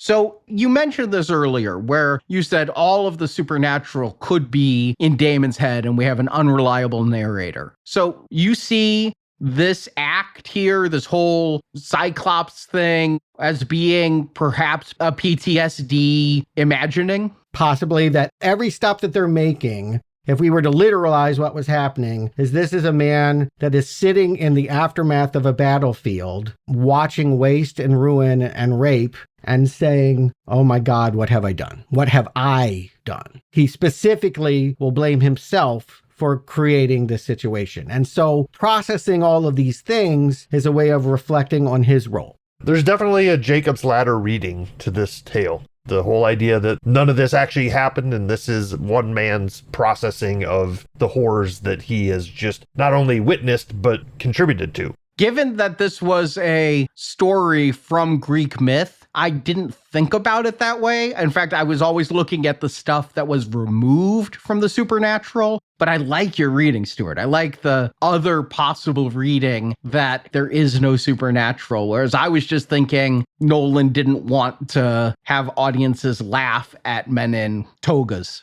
Probably both are true, for sure. But what happens is they get back on the boat, and this really highlights the difference between him and his men at this point. The ones that survive are really mad. That was Poseidon's son that you just pissed off, and now we're at sea. Guess who controls the sea and the wind? Poseidon. So now we are cursed. The rest of our voyage home is so hard because you thought that you could do that to a son of a god. And of course, Odysseus doesn't believe in these gods. Athena to him is a way of remembering his wife. It is not the goddess of wisdom. I'll highlight that Athena is both the goddess of wisdom and war. And he thinks he's good at both. He doesn't need a god to tell him how to do those things. The one thing I do want to just point out, though, it's an end reveal, but I feel like it's important to know, is that this vision of Athena, the only god we see a few supernatural, sirens and whatever on his journeys, but Athena is the only god who makes an appearance. But this is a vision of a woman he beheaded in Troy, in the temple of Athena. Well, he didn't behead her. He did not do it. Someone else did it. But yes. And this is, again, why you can interpret all that we're seeing not as fantastical creatures, but in fact, oh my God, I did this and I allowed this. Let's get there because we actually can. We cut over to Sparta. We find that Spider-Man has made his way to where one of the people he knows that came back from the war is living. John Bernthal. Punisher, yeah. Yes, right. Yeah, we'll be talking about that in the weeks to come. Menelaus is my last time attempting to pronounce that. was there with all the dudes, and he's here to give some kind of answers as to what happened to Odysseus, and more importantly, to tell the story for the second time about what happened at Troy, quote, from the inside. And this is that sequence you talk about being in IMAX. That was such a grabber. If you got to see this, it was the thing that told me this movie's going to be good. It's the highlight of the film for me. It's exciting. The choreography, the filming, the suspense, the visceralness of it. As, you know, the Trojans aren't stupid. They're going to start shoving swords in this horse just in case. And we see it from the inside and the sword hits somebody and they have to like quickly squeegee the blood off the blade so it doesn't come out bloody. It's amazing, that detail of like, yeah, stop making noise. Sorry you're stabbed, but shut the fuck up. This is the most believable telling of the Trojan horse I think I've ever encountered, right? Usually it's a horse on roller skates that they wheel in and like, oh, look at this, a gift. This makes it feel like, oh, wow, this is actually something that could have happened this way. And again, it's so different from what a bard is going to sing about, right? It doesn't feel celebratory at all. It feels like trauma. We were crammed in there drowning in our own feces and then dragged and all of this. And thank God that they finally erected this thing and left it alone with only a few guards standing outside so that we could slip out and do what we had to do. Even here, we don't get like a hero's retelling of it. As they're escaping through this horse, they don't look like valiant warriors. They almost look like assassins in robes as they slip out of here. It's the hunt. This is not a fight. This is a hunt. One side is not armed and prepared for this. So yes, they go up to the wall, the impregnable wall. I think that word is very important. They throw down a lantern to prove that their troops are standing outside there. And then it's this really tense moment of, are we going to be able to turn the crank to open the gate before all these Trojans in their big armor, who are clearly outmatched for us, who will tear us to limb from limb when they get to us? We see Matt Damon take an arrow and shoot a guy right in the eye, just like he did with the Cyclops. Like you, Justin, never really thought about the logistics of a Trojan horse, but that has a door and the door has a rope. And so the rope keeps the door from like collapsing on the ground and making noise. And then, yeah, I always thought the Trojans in the horse did the killing. But no, they opened the gates and Agamemnon walking in so regally with that helmet that has like bronze spine ligaments down the back. He's coming in like Darth Vader at the start of A New Hope as these troops swarm past him. It's an awesome image and it just sends power, dominance, and evil. Yeah, it feels evil that they're invading Troy. I agree. That's exactly what it is, but it's celebration. Bernthal's screaming. They're all screaming. The gate is open. And that's where his story ends. That's the last part that he's going to tell. I think it's really refreshing the way that they told this. If we never came back to the Trojan horse, I would already have the impression that it was different than the way I always imagined it. I always thought of it as a feat of ingenuity. Wow, they were so smart to do it, and that's why they deserved to win the war. And here, it definitely feels like, my God, a lot of people had to die, a lot of people had to get hurt in order to fulfill Matt Damon's thought.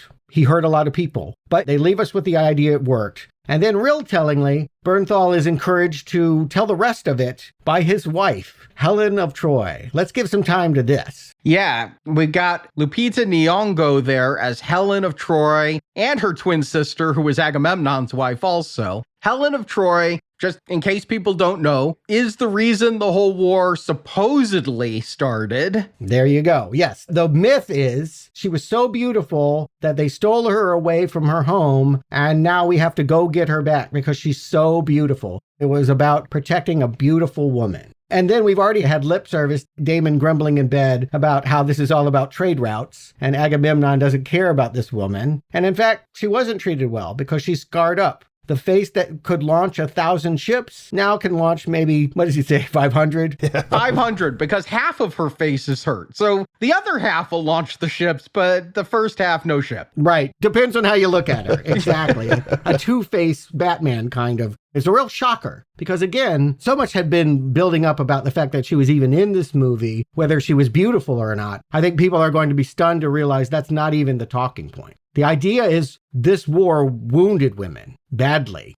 But yes, I have no problem with her playing Helen of Troy. And are all these people going to be upset when Mel Gibson's new movie comes out and Jesus is white? I have so much to say about that, and here's the shortest version of it. There was more racial diversity in ancient Greece than history wants to remember. And if you want to be woke, you'll know that. And if you don't want to be woke, you won't know that and be mad that brown and black people are showing up where you think only white people were. And I will say that Lupita Nyong'o was the face of slavery and won an Oscar for that about 12 years ago for a pretty great movie. And I think that Nolan put her in this position so we would again be reminded about slavery and the fact that she is black and the way she is being treated as this wife. It does not feel like a loving, happy relationship. And again, she seems to enjoy tormenting Bernthal that look at what happened to your brother. It is revealed later, her sister took care of a problem. You'll miss it on first viewing. I'm almost 100% sure. I know I did.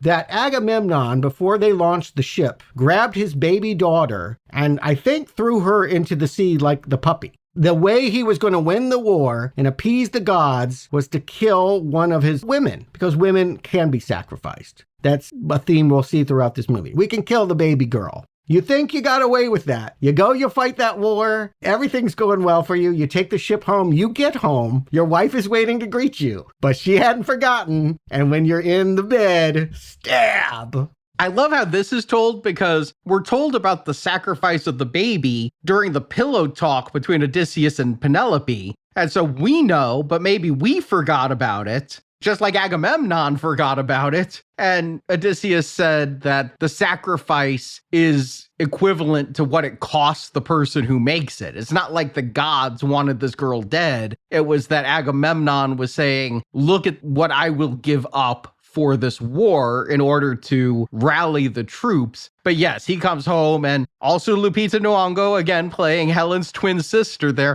I find it a little weird that brothers, because John Bernthal is Agamemnon's brother, they each married a twin sister. It's Nolan. He loves twins and twinning things, and there's more going on here. There's another twin character we haven't talked about yet. Maybe by the end I hope to, but I think that's part of the theme. It allows us to draw parallels. You know, on one hand, yeah, you won the war and got Helen of Troy and got everything you wanted. This is a big party they've walked into. Bernthal's daughter is getting married and is about to go off with her life and leave him, and they've got fire dancers and what have you. It should be a celebration, but never forget that at the same time, this war cost the guy that launched it because of the way he did it. It matters how we do things. That's a theme that's going to come back to haunt you, right? Karma. It also serves as a lesson for Odysseus, right? When he finds out about this, he knows not to just rush back home. He's going to meet Agamemnon. We'll get there. I wish we were further along in his Odyssey, but we are only at stop number 3 of 9. So that means we're at this snowy forest. It seems lovely. And there's a happy little child in silver. What's going on here, I'm not sure. But not before too long, the parents come and they look like giant versions of the Trojans, right? The armor, the way that they're costumed, it feels like it's being turned on Odysseus. You beat up on these people when they weren't looking, but imagine what it would feel like if they were so much bigger and coming down on you.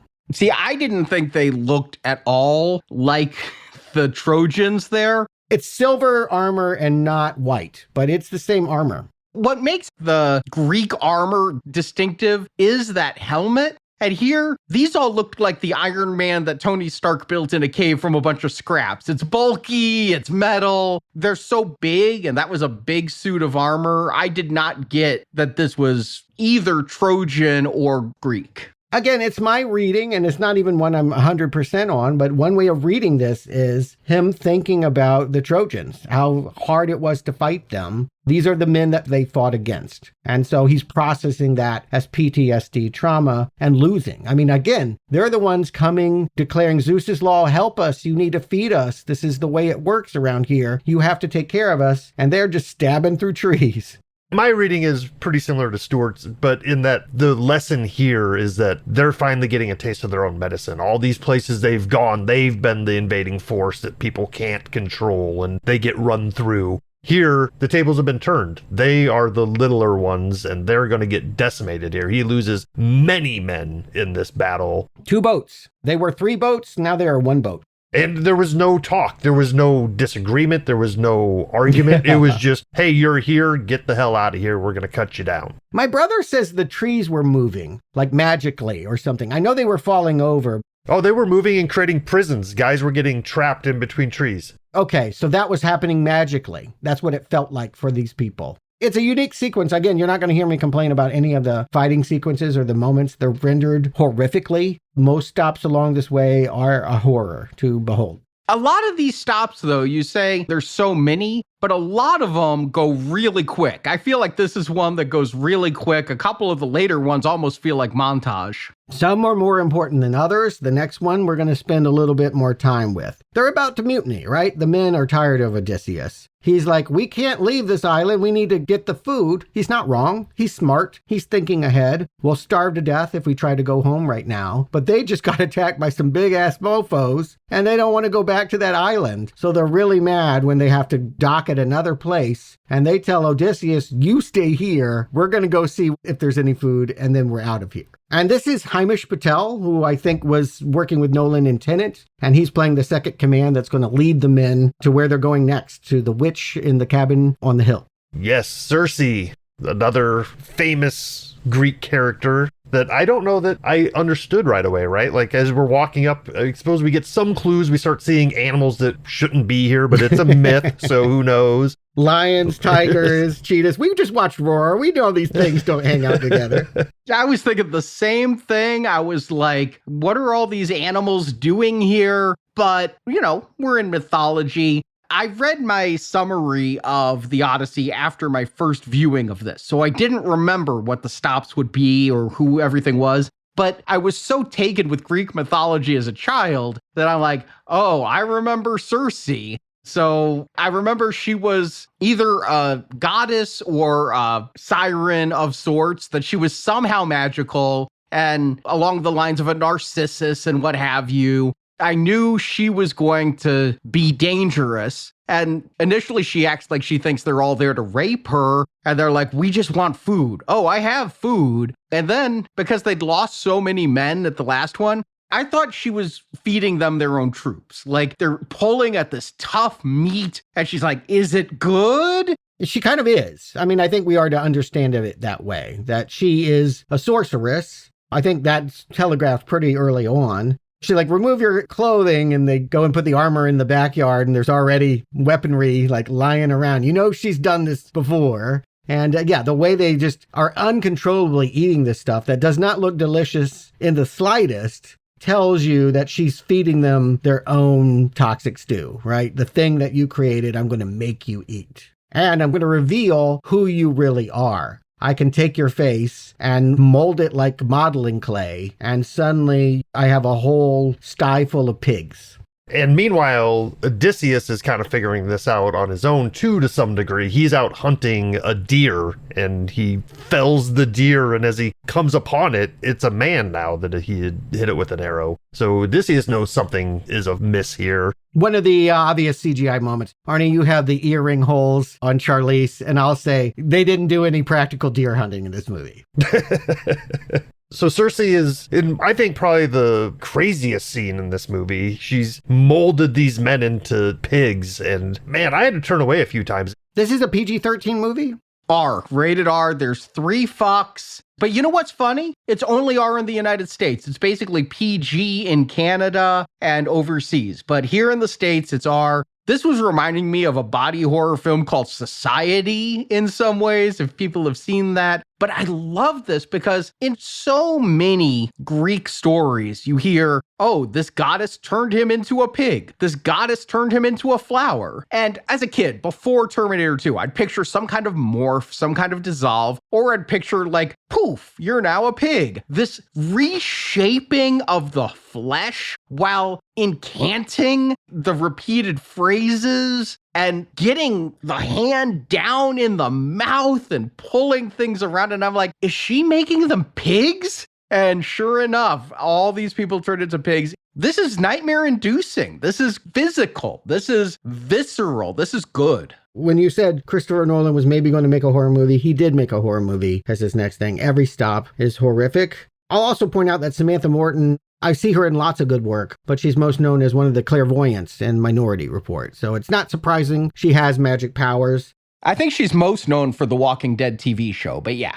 Oh, okay. She joined after I was involved. I'll put it that way. but I think she wants to serve it back to soldiers specifically. And the fact that she calls out that while they didn't rape her, they were going to. Matt Damon comes running back and she's saying, I know their character. I know the future. I can see everything that's going to happen. I know what's going to happen in your future. And Matt Damon is not going to want to believe it, but she's going to tell him everything he's going to do, and it's going to be 100% right. And, here he does break Zeus's law again. He's smart too, but he keeps his dagger with him because he knows this is some kind of witch or demigod or what have you who's going to be dangerous to him. And he's smart enough / lucky enough to not eat the meat.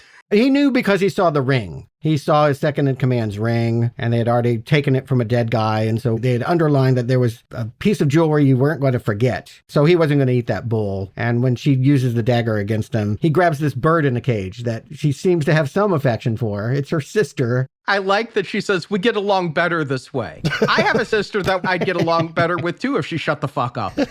Yes, I think that's true. Familial relationships. Again, I was seeing it the second time with my family. I don't want to put my brother in a cage, but I get the sentiment of I wouldn't want harm to come to him. And yet at the same time, it might be hard to listen all the time. And so the deal that's made, because the men are turned back and they're like, let's kill her. We're ready to go. You're going to let her live. The second in command's really mad that you're just going to let this happen to us. And he's like, well, if you believe in gods, you believe the gods gave her these powers. And so we're going to leave her alone and we're going to head off to hell because she said that's where we need to go next. I always wondered about how to envision Hades, being raised in a Christian society, being told Hades is the equivalent of hell. I always pictured fire, brimstone, that sort of thing. And Hades, the god, not the place, I always envisioned like the devil with the tail and the horns and all of that. But here, I love how they made this look kind of ashen, kind of desolate. And this was all filmed in Iceland.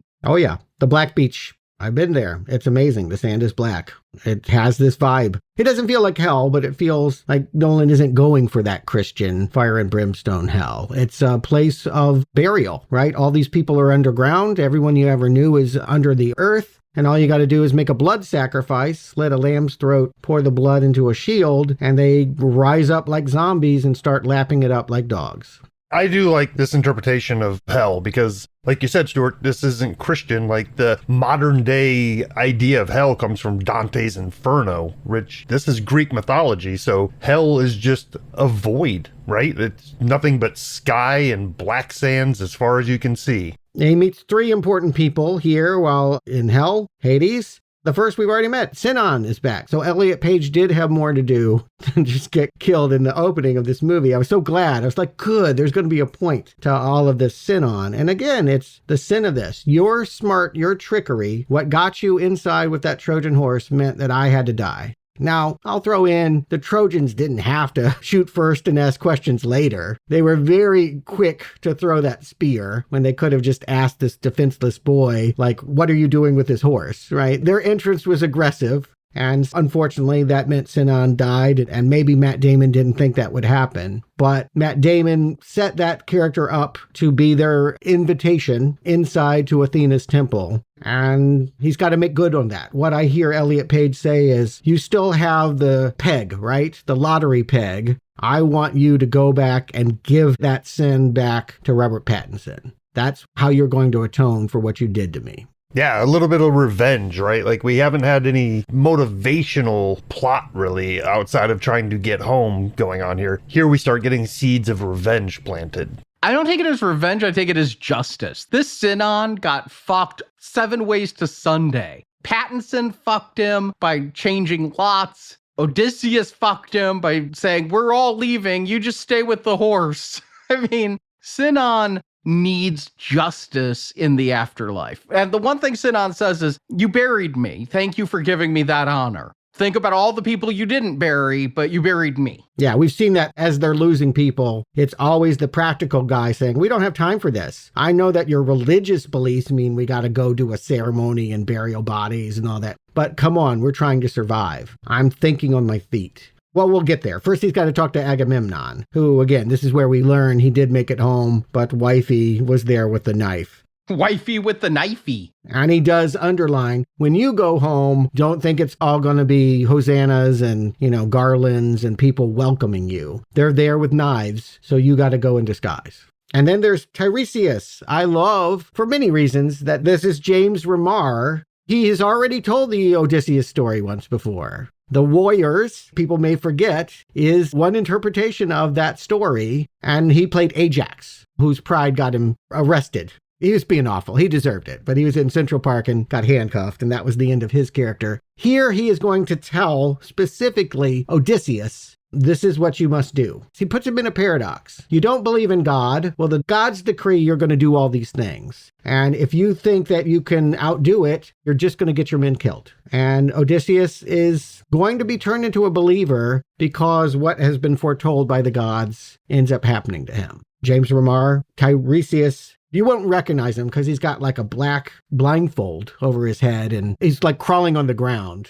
I thought it was Stellan Skarsgård because he looked pale and everything, and it was looking a lot like Skarsgård in Dune. And so I'm like, is Skarsgård just this guy now, this crawling around creepy guy? But no, it's James Remar, which, because of the whole Warriors thing, I like that Nolan likes the Warriors too, and that he's paying it some homage here. He didn't bring in Clooney for Oh Brother, Where Art Thou? But Warriors is good. Yes, there's lots of screen interpretation of the story. Remar is also just spooky looking. And again, it's creepy because all of a sudden these zombies are charging them. And there's so many scenes of people like, we got to get back to the boat, right? They're always running. They're always being like turning tail and being humiliated and going from being these prideful people to realizing a homecoming is quite a thing to do. Okay, so now we're going to get to the part where there's some choices made, right? We're going to go sail by the sirens, and Odysseus tells all of his men to plug their ears with the wax. Can you guys explain to me, is it just ego that he thinks he can hear the siren song? Is he just trying to outdo the myth of being able to hear a siren and not be driven crazy? How should I put this? I think that there are representatives of people that do things because they want to be thought of as the first, the best, the greatest. And they do them specifically for those reasons. It's grandiosity. And we see that side of Odysseus. He has many sides, but one is pridefulness. And he wants to be the special one.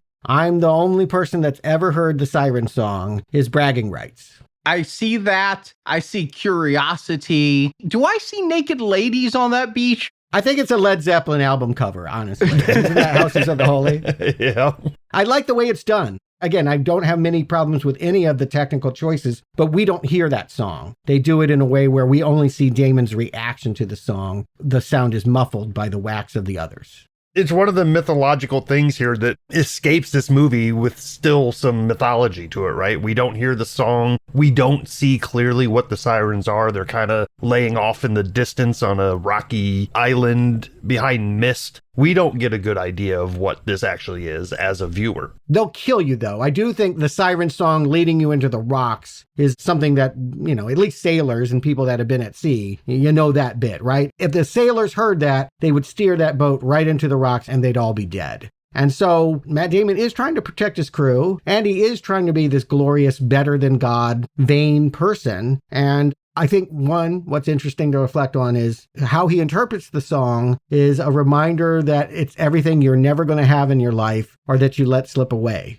Home, right? Later, he's looking at that Athena again. I take it back into, you wanted to be this great warrior, but everything that's meaningful, you left behind. I was thinking home, but I also had just maybe it's also interpretation of honor, of the things he's lost in himself. Not just external things he wants, but internal things he used to have. I imagine it's everything that Christopher Nolan might want to say to a vain tyrant. And we do cut back home. I do want to say that this is where we see Robert Pattinson confront Penelope at the weaving thing, saying, I know you're not really making that shroud, and you're going to have to make a decision soon. And we find out that she has this traitorous maid. Mia Goth is sleeping with him and feeding him information. You want to talk about somebody who will never be in a rom-com. Mia Goth can only be evil. Maybe she and Pattinson could go do a twisted, like Joker Harley Quinn rom-com together, because they do match well. Corpse Bride as a live-action movie, them. Some Tim Burton version of a rom-com. She's one of a twin. And then we also have this other guy that wears spurs and is, I think, just a goat herder, but pretends like he knows horses and makes a loud sound. They're the locals that are conniving and trying to help these suitors get in through the wall, right? That's happening at home as well. This idea of all these men trying to bust through the wall and get that throne and get Penelope. This is also where we're kind of learning that we're seeing Tom Holland is ready to go home. He is saying goodbye to everyone. Helen of Troy whispers in his ear, tell everyone I'm sorry that this was all about me and my role in this. He's going to head back into a trap. Robert Pattinson is sending beggars to go take him out. So all of that's sort of happening as we're winding down to what I guess would be the last challenges of this Odyssey. I thought for sure John Leguizamo was dead. I mean, 6 guys come for him and are trying to find out where did Tom Holland go, and they let him live. There's going to be a dropped line later. Pattinson's going to say, I already let one old beggar live today. I'm not going to let 2. But it just seems unlikely that they wouldn't have just killed him. It is. It's a convenience of the writing because having Leguizamo there as one of the last believers that Odysseus would ever come home is important to do. It's not enough to have the dog. You also want to have this guy. But yes, it is a tense moment. And I hear you really like Leguizamo. I didn't give him full consideration maybe. But yes, I certainly don't want to see him hurt. He's tending to Odysseus's sheep. In some ways, he's caring for the city when Odysseus can't. And the dog. I mean, you gotta love that he's keeping that 20-year-old dog who's been left on a dung heap by Pattinson. Pattinson saved Tom Holland's life because Tom Holland did attack Pattinson's lackey there. And the lackey wins and is like, see, he attacked me. I am in my right to kill him now. And he tricked me because I thought he was going to be a good guy because he saved Holland there. But then he was mean to the dog. And I'm like, is he mean to the dog just as a way to cover up that he was nice to Holland? No, he's mean to that freaking dog. And nobody's allowed to take that dog off the dung heap for the rest of the movie. I felt bad for the dog because this is like months this dog is on the dung heap. Yeah. Well, I mean, again, the dog is a tearful moment. Like, I'll just share this with you. I was pretty tired. My first time through, by this point in the movie, I'd had a long day. It's a long movie. It's a big ask. I was feeling like, this movie's pretty good. It's grim. It's dark. It's got all this visceral horror that I'm responding to. I don't know that I love this. I don't know that I love this. But as we get into that last hour, whoa boy, it becomes a different thing. But we got to get through these last challenges that almost feel like we got to do them because they're in the book. I think this must be where the expression between a rock and a hard place comes from. It's a whirlpool and tentacles coming out of a rock. We got to somehow navigate through that, and we can either all die or 6 people can die. And we again see that Odysseus has no problem calculating. He makes somebody else steer the ship so he doesn't have to take full responsibility. His second command is the one left with the blood on his hands. But he knows that death is going to be any direction that they go. This scene is a little visually confusing. I mean, I get the whirlpool is a danger. I get that the passage through where the tentacle creature is going to get them is there. But also I see a lot of open sea off to the left, right? Like, I don't know that this was set up in such a way visually that it was just like, well, can't we sail around to the left of that whirlpool? You try rowing that oar.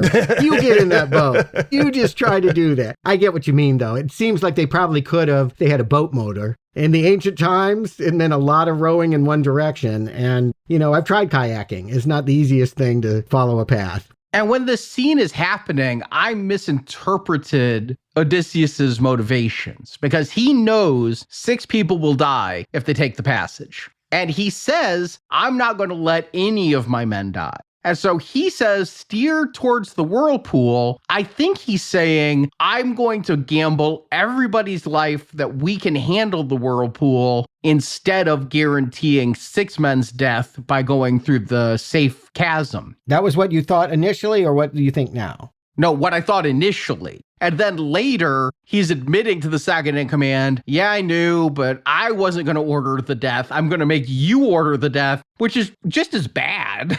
Right, exactly. This is just about your guilt now. You're just navigating your own choices and not taking responsibility. That's what I think it really means, is that ultimately all these men's lives are on him. He's the captain of the ship. And whether he told them what to do or not, yes, choices were made and people had to die. And I guess it was like lottery. He knows he's not going to die, but none of these other people know what's going to come down and grab them. It's painful because they're like, we made it. And then they're just yanked up into the sky.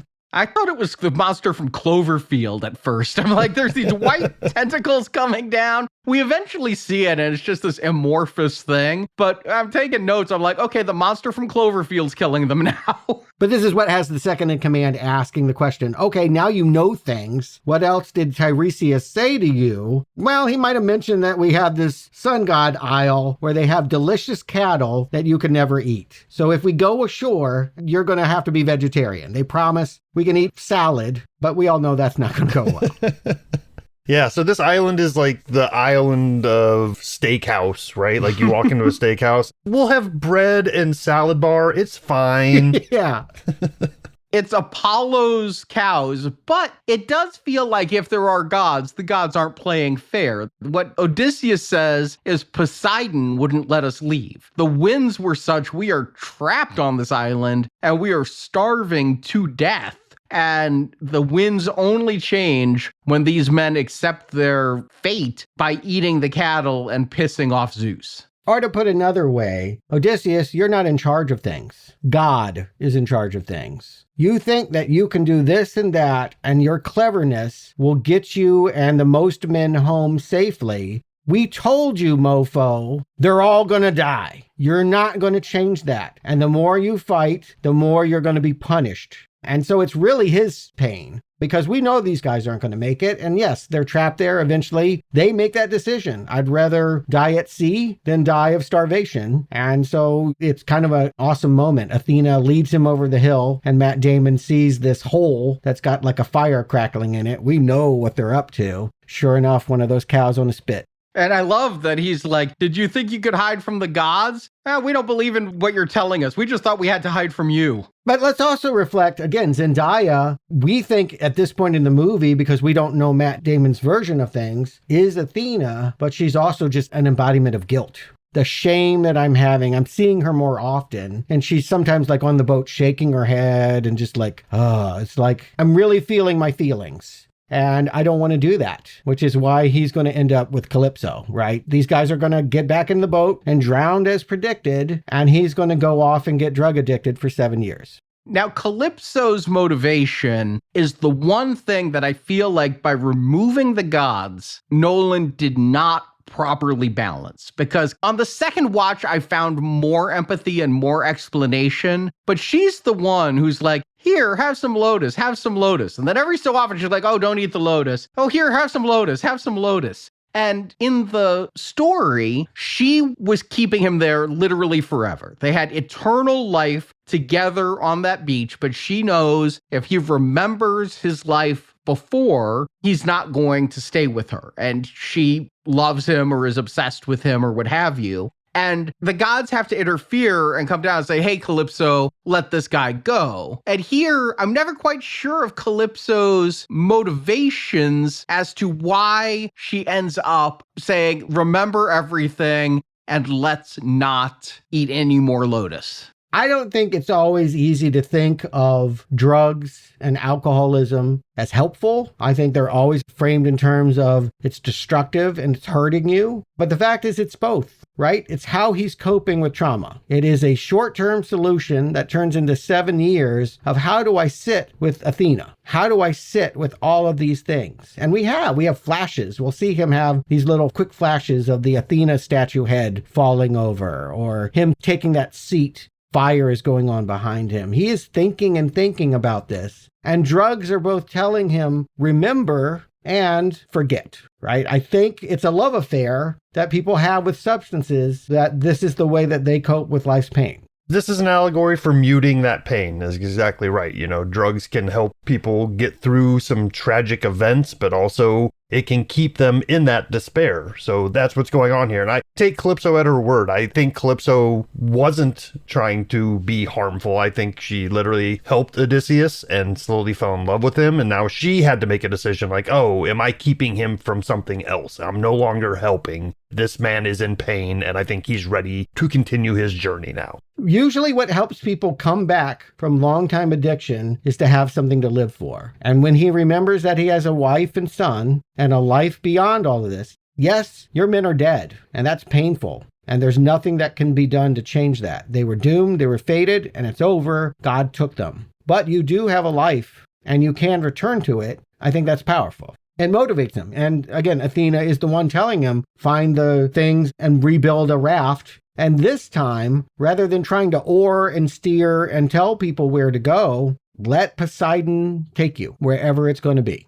I don't know if there's parts cut here for time or what, but like this raft journey home feels really kind of quick, right? Like he straps onto some Gilligan's Island thrown together pieces of the boat, and we see him go up and down over a couple waves. His face goes underwater. And next thing you know, he's on the shores of Ithaca. But this is maybe the spiritual reading of this movie. When you give it to God, you get what you need. That's certainly what happens. He's on the beach. Where am I? And there's Zendaya. And she's like, you don't recognize home? I love that moment. I was just like, oh, wow, he's home. This movie must be over. Look at the clock. Oh my God, there's another hour? It's the most action-packed hour, though. It's the best hour of the movie. I'm so glad they take the time to tell the rest of the story the way that they do. Odysseus is going to disguise himself as a beggar, and he is going to try to see who's still on his side. Who still remembers me? I was so afraid of what happened in my home, and it's pretty bad as I'm looking around. I'm hearing that murderers are coming for my son, and so I'm going to go try to apprehend them at another Athena temple along the road. And we have this sequence where he's got to connect with Tom Holland and convince him, don't drink the poison wine, look out for those priests, they got daggers. With all the controversial casting talk that went on before this movie, I had no problem with any of that. But there is one character here that I felt like, where did he come from? He kind of felt like a frat boy. This main assassin guy, he really stuck out to me as just some dude off the street here. Like, he did not feel of this world to me. You know what world he feels part of is a galaxy far, far away. He is the main guy in The Force Awakens who boards the Millennium Falcon before the Rathtar attacks. Is he a kanji club guy? Oh my God. I thought at first he was Joe LaTruglia from The State. Yes. You guys are speaking another language now, but I was thinking about Children of the Corn. Maybe he knows who walks between the rows. He's kind of got a Isaac quality. It's that haircut, I'm telling you. I hear what you're saying. It does stand out, but I think we needed him to stand out because this cast is so big and it's not Pattinson, right? It'd be one thing if it was Pattinson or even Corey Barker, who's like Pattinson's dude that he's always talking to. But yes, it's got to be some new character we introduced real late. And so we remember him because he's got that face. And we know that those don't look like nice priests when Tom Holland is going into that temple. Damon is not revealing himself to be the father yet, but it is to reveal himself he's no beggar. I can take these guys, and does. Yep, and we lose Mentor in this fight, and Tom Holland wants to stay and bury him because that's what the gods demand. But to get out of there quickly, we're going to burn him and the temple, which apparently is okay. Well, honor them in fire. I love that line, yeah. If you want to honor them, set them on fire and let's go. I think a lot of people are going to be like, these names are so non-inventive. You're calling the Mentor Mentor? And I'm like, well, that's kind of where Mentor comes from. So the other way around. Exactly. Although I got to say, Mentor never meant that much to me in this cast. Big cast, a lot of things to pay attention to. But now Tom Holland is really willing to listen to this strange man that he does not yet know that it's his father, but they're planning a trap. He's like, you got to go home as a prince, get your mom to say she's going to marry one of the suitors, and we're going to have this banquet thing, and this is how we're going to take care of this problem. Again, Odysseus is smart. He can work 3 moves ahead of you. He knows exactly how he can stop his son from killing these suitors. I'm going to be the one to do it. He calculates it all out. But I gotta say, I have a dog that is nearing the end of her life. I feel like I will be at this moment sooner than later. It was really hard when the dog is dying, and oof, I can't. Oh, it was hard, but yet this was kind of a heartwarming death. The dog was so loyal that he just was waiting for his master, was so faithful, had faith his master would return. It's sad, but it's also kind of sweet. The dog didn't die before this moment. Yes, reconnection and transformation. There is a reading of this movie that maybe Odysseus dies at the end of it. Maybe we only realize these things right at that moment. But that said, I was in tears. I was actually surprised how well Marjorie and I both handled that dog dying. I mean, he was 20. So there's something to be said. You know, we've had to put dogs down. You don't want the dog to outlive its good years, and this dog had clearly outlived its good years. I'm living this right now, so it's very personal. They add to it, though, because this is the moment where Tom Holland realizes, oh my God, if the dog recognized this old man is my father. That's also just a lovely moment. Listen, I like all the actors in this. I think everybody, as you have said, Stuart, is really, really well cast. And I like Tom Holland, but he is the weak link here, right? Once you put him on screen with Matt Damon, you can see who is the master and who is the apprentice here. Even with Bernthal, he wasn't doing quite as good as Bernthal. Bernthal was owning those scenes. I wish I was more into Tom Holland's performance, and I also wish Tom Holland had more to do at this ending. I know this is Odysseus's Odyssey, but if Telemachus is going to become king, I feel like Telemachus needs to earn the throne, and I don't feel he does. But it's a bind. He can't kill anyone. If he kills one person, he is out.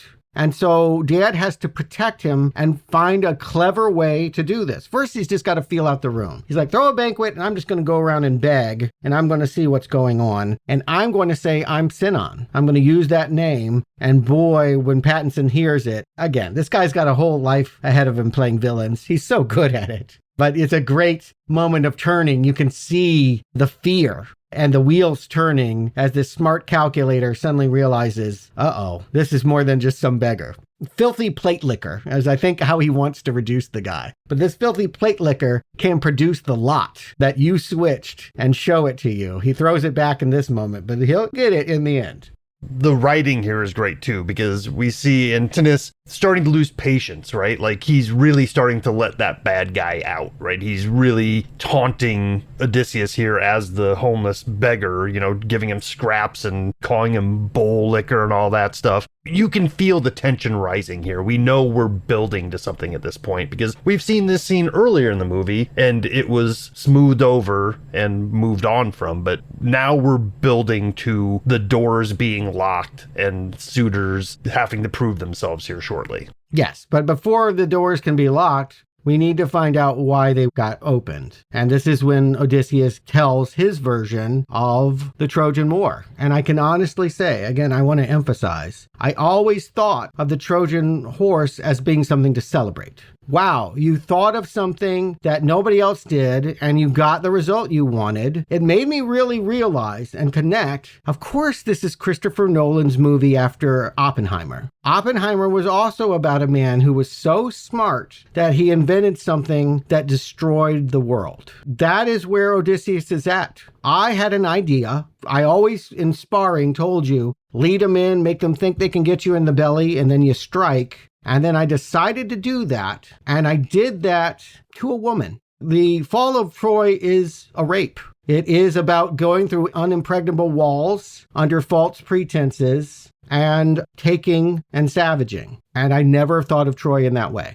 I can honestly say that. They talk about that this is the fall of society, right? Like this isn't just the end of a war or a man coming home. Their society has fallen because of all of this. Right. And again, how do we defend rapists? How do we let rapists lead us? I just think that there's so much that's happening in this moment here to really flip how we're feeling about Matt Damon. Very few actors can carry this much, but he comes to his wife and he's sitting in exact the same position that he was when he looked around and saw the city in flames and just gave up and said, I did this, right? I let in 10 years of rage that had been festering on a beach and said, go have at it. It's a hunt. This isn't a fair fight. We are going to now go just hunt people. women. I think most of the soundtrack is screaming women as they stream into this, and we don't see a whole lot. But at the end of it, there's poor Zendaya, a defenseless girl, being thrust to her knees. And yes, they cut to a Athena statue being beheaded. So maybe she's not Athena. Maybe she just represents the rape of Troy. That's what I take it as, is she is a representation of guilt, and thus this movie has no appearances of gods. We have only the spirits that haunt Odysseus in his own mind. Because if we're going to have Athena, might as well bring in Zeus, Poseidon, the rest. But since we don't have the rest, and because Zendaya was a human killed in the sacking of Troy, that tells me, yes, he's just especially one on the drugs. I think Nolan is agnostic. I don't think he doesn't believe in God. I think he's willing to let viewers have whatever interpretation of that you want. So when you see these godly supernatural things, maybe they are real, they do represent a supernatural afterlife, or maybe this is a psychological response. But she's kind of the girl in the red coat from Schindler's List in my mind. She's that thing that I saw a lot of bad happen on that night, but she's the thing that I replay in my mind everywhere I go for 7-8 years. To me, this is the Jacob's Ladder reading that I'm talking about. Like, this whole movie could literally be just the sacking of Troy and then Odysseus ending up on a beach eating lotus flowers for 18 years until he returns home. Nothing else happened. Right? Everything else is just a journey of his mind and overcoming the tragedy of that war that he fought. And it's even worse because, I didn't believe in Zeus, but I did believe in Zeus's law. I did believe that it's wrong to bring in weapons to a place where you're being met with hospitality. And Athena, particularly, is my wife's girl, right? She gave me that Athena pin. It meant something to her. I violated her by doing this. This is how bad it feels. It feels like a Catholic confessional, the way that she's behind the scrim and he's sitting there with that moment of please forgive me. And Zendaya is there too, and she seems to. She reaches out to him. So I think it happens. I'm not sure. I think it does, but I like that there can be all these readings like you have, but also I take it as something happened to these men. He left with men and came home alone. Something happened along the way. Was it just a storm? Was it bad luck? Was it poison instead of being turned into pigs? Hard to say. In the end, the whole story is an allegory. The entire Odyssey is an allegory, so take it how you will. Yes, and Penelope gets the message. Maybe she didn't need to say it, but Anne Hathaway has the line, "You were the people of the sea. I now understand what you did. You were the very thing that we've been fearing. The reason why we needed to fill this throne was people from the sea were going to come and take Ithaca. And in another context, you did that to a culture." See, I took it as the rumors of what he and his men did had spread. No, it happened before, though. They were talking about this even before they set sail on year one. We're always afraid of people from the sea. It's easy to do because we don't know a stranger's intentions. Will they come with a dagger or will they be met and we can be hospitable? Both are true. The other thing that I really do like, though, is the thought of what really damned all of society was when Matt Damon broke Zeus's law with that horse. It didn't just break Matt Damon. It's the reason the suitors are overtaking. It's the reason everything is going to shit. It's basically the equivalent of opening Pandora's box or Eve eating the apple. Your one act has cursed us all. Or making the nuclear weapon. What happens when our cleverness burned the world? I mean, again, I heard that line. I was thinking of Joker, too, about people that just want the world to burn. I think Nolan is often reflecting on how one man's action can seemingly destroy the world entire. But anyway, she forgives him. He's having his feet washed. The woman recognizes the boar bite from long ago. And I think the wife knows, but she doesn't quite know. She knows she trusts this guy. He mentions having seen the Athena pin, and that was her test, right? Anyone that comes to talk to me, if you didn't know my husband was wearing this girly pin, I know you didn't really know my husband. And this beggar knows that. So I trust him enough to say, okay, we're going to have a Hunger Games for my hand in marriage. Y'all get together in an hour. We got some axes set out, and y'all fight it out. And of course, the stringing of the bow. Tom Holland tried to do it earlier and was like, nobody can string this bow except Odysseus. And so, yeah, any man who can string this bow and then do this axe thing. I just kept thinking about that TSG entertainment movie logo where the guy's shooting the arrow through the axes, because I see that through a lot of movies we've reviewed. But yeah, it's a impossible test. It's a funny scene in a serious movie. It's not quite as lighthearted as when everybody's trying to lift Mjolnir in Age of Ultron, but it's close. And it shows that Pattinson is smart. He's not even going to try. Again, he's crafty. He's like, I get your point. No one is your husband. No one can do this thing. But guess what? You said you were going to marry one of us. So it's going to have to be one of us. And you know it's me. I'm going to win this thing. And then the beggar wants to try. And again, it's just so delightful. At first, it's scary because he is 18 years older. It doesn't come as easy. It just, as I found, the things that I could do 18 years ago are not so easy to do anymore. But the thing that you're really good at, you can usually still not embarrass yourself. And he eventually gets that bow bent and is firing it. And I got to say, biggest cheer for me in the movie is this guy, Polybus. Corey Hawkins, who we covered in the last voyage of the Demeter. He was the star of that movie. But he's basically just been hanging around Robert Pattinson and, just agreeing, yeah, we need to kill the sun. Yeah, we need to do all of this. He's the one that says it. He's like, oh my God, Odysseus comes home, but he can't even get the word Odysseus out before the arrow is like right there in the throat and he's dead. And I'm like, yes!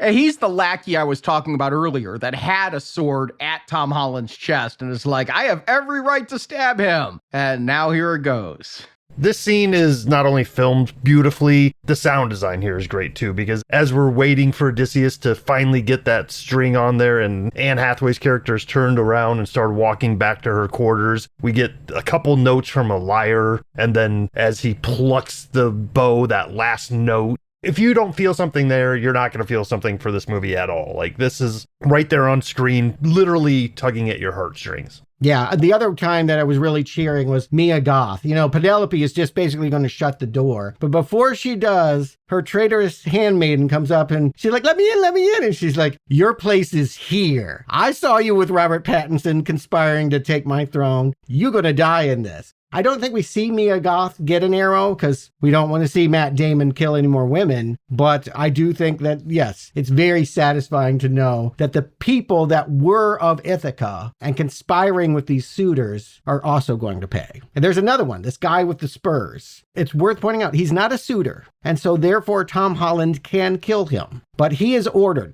Pattinson is not going to be able to fight. He's not a fighter. He's a conspirer. He outthinks things, but he is not brawny. So he's standing behind a pole and making everyone else attack Matt Damon, and they're losing. And then he tells this guy in spurs, this castle, go up and get some weapons for us. And that's who Tom Holland is going to be able to fight. That's the one person he gets to kill. There's a couple of things going on here. First of all, Robert Pattinson just standing behind the pillar while everyone else fights. He kind of dodged a draft earlier and now he's hiding. But it's also reminding me of Agamemnon, because Agamemnon let all his troops fight. There was a change, and I don't know historically when it is, but it used to be King Macbeth and kings of England rode off into war with their troops and are like, I'm not going to ask you to bleed unless I'm going to bleed. And then at a certain point, our leaders are like, we're going to hide in buildings and send the poor off to fight.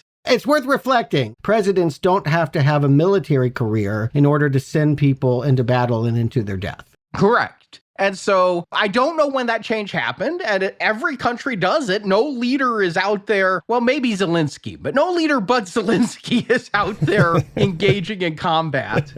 It means something when you do, when you put your money where your mouth is, so to speak. But to see Agamemnon not be in the horse with the men, but to just come in and watch as they do the work, and to see Pattinson hiding behind the pillar makes me think, okay, those are two of a kind. And we know Odysseus didn't like Agamemnon before the war, and there were all these reasons. And so when he's just sitting back there, he's like, go get weapons. I thought he wanted a weapon for himself. And then no, he's like, get that sword, get that sword. He's just going to stand there and yell. If I could make one edit to this movie, it would be that I think they cut to Pattinson naming the weapons being dropped through the hole in the floor one too many times. He's like, a crossbow, a shield, a sword. It's like, okay, we get it. He's dropping weapons. But what I thought was going to happen, what I wanted to happen, and it's just not this movie, but in my popcorn movie mind, I wanted Tom Holland to jump through that hole in the floor and come down and fight back to back with his father, who's getting shot with arrows now and spears because everybody's getting these weapons dropped through the ceiling. And so I'm like, I want Holland to earn the throne. He does. He earns it by not breaking the law. The most important thing he can do is to allow the law to stand and be lawful. So that is what he does. But was it that he couldn't kill? Because I literally thought it was no one could kill him unless he struck first. You can't kill your guests. If people come to you and they're unarmed and everyone walked into this room without weapons, they were given the bow when they got there, but they came unarmed. And so it would break the law if he killed them. It would. Nolan and Odysseus has thought this through. They're thinkers. And so the plan always was, I'll get the blood on my hands, I'll do the killing, and you'll be protected. And you can have that throne, because I won't want it even if I live through that. I love this moment. At some point, Damon's a great fighter, but he's surrounded. The weapons come down. I'm outmatched. Pattinson sneering, did you really think you could beat all of us? I don't have to. I just have to beat you, and then everyone bows down, right? Everyone will acknowledge that I am God when I put that little lottery peg in your mouth and stab you in the gut and tell you to go to Hades. Pattinson has done such a great job of making me loathe him here that I am inwardly cheering. There was applause in my audience the first time. Of course, they were the most hyped audience in the world, but there was applause in my audience when he got it. Is Odysseus this mythic character that's godly? I mean, he seems to be smarter than every other man that we've met. He is got arrows in his back. He should be dead, right? If he were mortal, he would drop dead from this fight. He took it hard. All I can think of, if I want to believe a literal reading of this film, every place he got stabbed, he was wearing leather armor. And so that protected him. He did not get a single hit in the flesh. Or he's supernatural, or he dies. He walks over to Anne Hathaway, gives her back her pen, and says what he'd like to happen in the future, sailing off into the sunset as metaphor, but in fact, this is the end for him. I don't think that's it, because I actually think Nolan is trying to give us encouragement that these times that we're in are going to end, that there can be new leadership. Again, we have a new man that believes in the law and will support the law and will follow the law, and that is great. And that they're going to go find a world without walls, and they're going to be the immigrants. Wherever they go, they are the strangers. And they're honoring the dead as well. They're following what Hades said to do. For those you didn't bury, for those you didn't take care of, you're going to go and follow their path. Most important of all is, even though I'm not sure that I believe in these gods, I'm going to believe in what they said. They told me that this is what I must do. I will follow the ritual, even if I'm not sure that they're up there or that I'm not going to die. It is an agnostic statement, this end of this film. Once again, pulling the religion from it, what this is saying is that I am going to follow the rules of decent society and live by those. But it is nice to think, and it's the reading that I like best, that he didn't die. He's exiled. He's banished. He has to go away. He gives his son a chance. It's a gift. I'm giving you this. I thought it through. Now you get to see. We'll find out if Tom Holland is good or not. I think something is said on the boat to the effect of history repeats itself, right? I mean, Tom Holland will make his own mistakes. There will be more strife. You can't be more clever than God, and you can't protect people from what is going to happen. For me, it's a happy ending. You surrender, you stop trying to control, you go with the people you love. And he says the quiet part out loud, but I really like this last moment. Nolan says it real fast, but I think it's important. Some people can't read, and they're just going to sing a song. They're going to remember the Trojan War as this great thing. And those that are educated, can write, can read, are woke, and know their history, will know that it was so much more than that. I was again, though, thinking Lord of the Rings when they're sailing off. I'm like, are they dead? Remember when, like, Frodo hits the boat and you're like, is this a metaphor for death or is he really getting on a boat? Here, I'm like, is Matt Damon dead or is he really going on a boat? But Tom Holland, I've not loved his performance, but he looks good in that final armor that they give him, the king suit. He looks royal. The puppy dog has come of age and he'll rule and make his own mistakes. Again, I wouldn't want to be in Ithaca under his rule probably. But yeah, the costume looks great. What we can know about the future, I think there's a line in there about we're all slaves to the future. And I think that that's true. We don't know what's going to happen next with Tom Holland leading us. But got to be better than if Robert Pattinson was sitting there.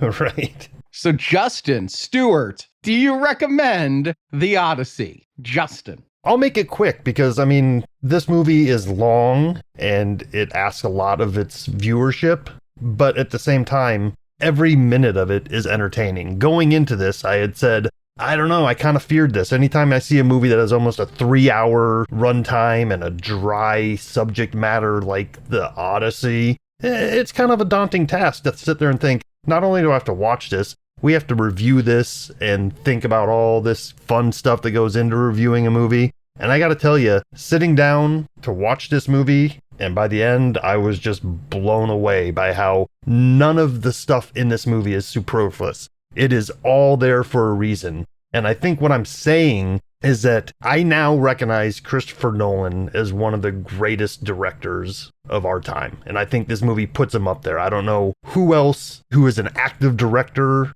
can even claim that at this point right now. We saw Spielberg, who used to be the king, kind of falter just earlier this summer. I don't know that that movie was bad, but it's definitely not filmmaking on the level that Christopher Nolan is currently doing. He's an artist about it, right? The whole idea of being the first person to film an entire movie in IMAX, even with the limitation of knowing that, hey, IMAX is for action and adventure scenes, not for speaking scenes because it's so noisy. They found a solution for that. And when you think about an IMAX camera, those things are big and heavy, and you would think, okay, well, that's going to mean we have a lot of static shots. But wow, they found a way to make this camera move around. It never felt static. This entire movie is gorgeous to look at. It's beautiful to listen to. And everybody involved, I feel like they were here because of the man, Christopher Nolan, and they trusted his vision. And I think in another person's hands, this movie could have been a huge mess. So to me, The Odyssey and Christopher Nolan go together in such a way that I don't think you could remove one from the other without it being something far less than this. So having said all that, this is a big recommend, not only to go see it, but go see it on the big screen. If you have an IMAX in your area, make sure you go see it there. Because by the time this is on streaming, you're going to have wished that you went and saw it on the big screen. So yes, easily recommend. I'm going to go back and see it again. I just found out there's a 70 millimeter IMAX not too far from me, about 3 hours away in Kansas City. I might make the road trip just to go see it there. May your USB thumb drive of audio be better than mine, sir.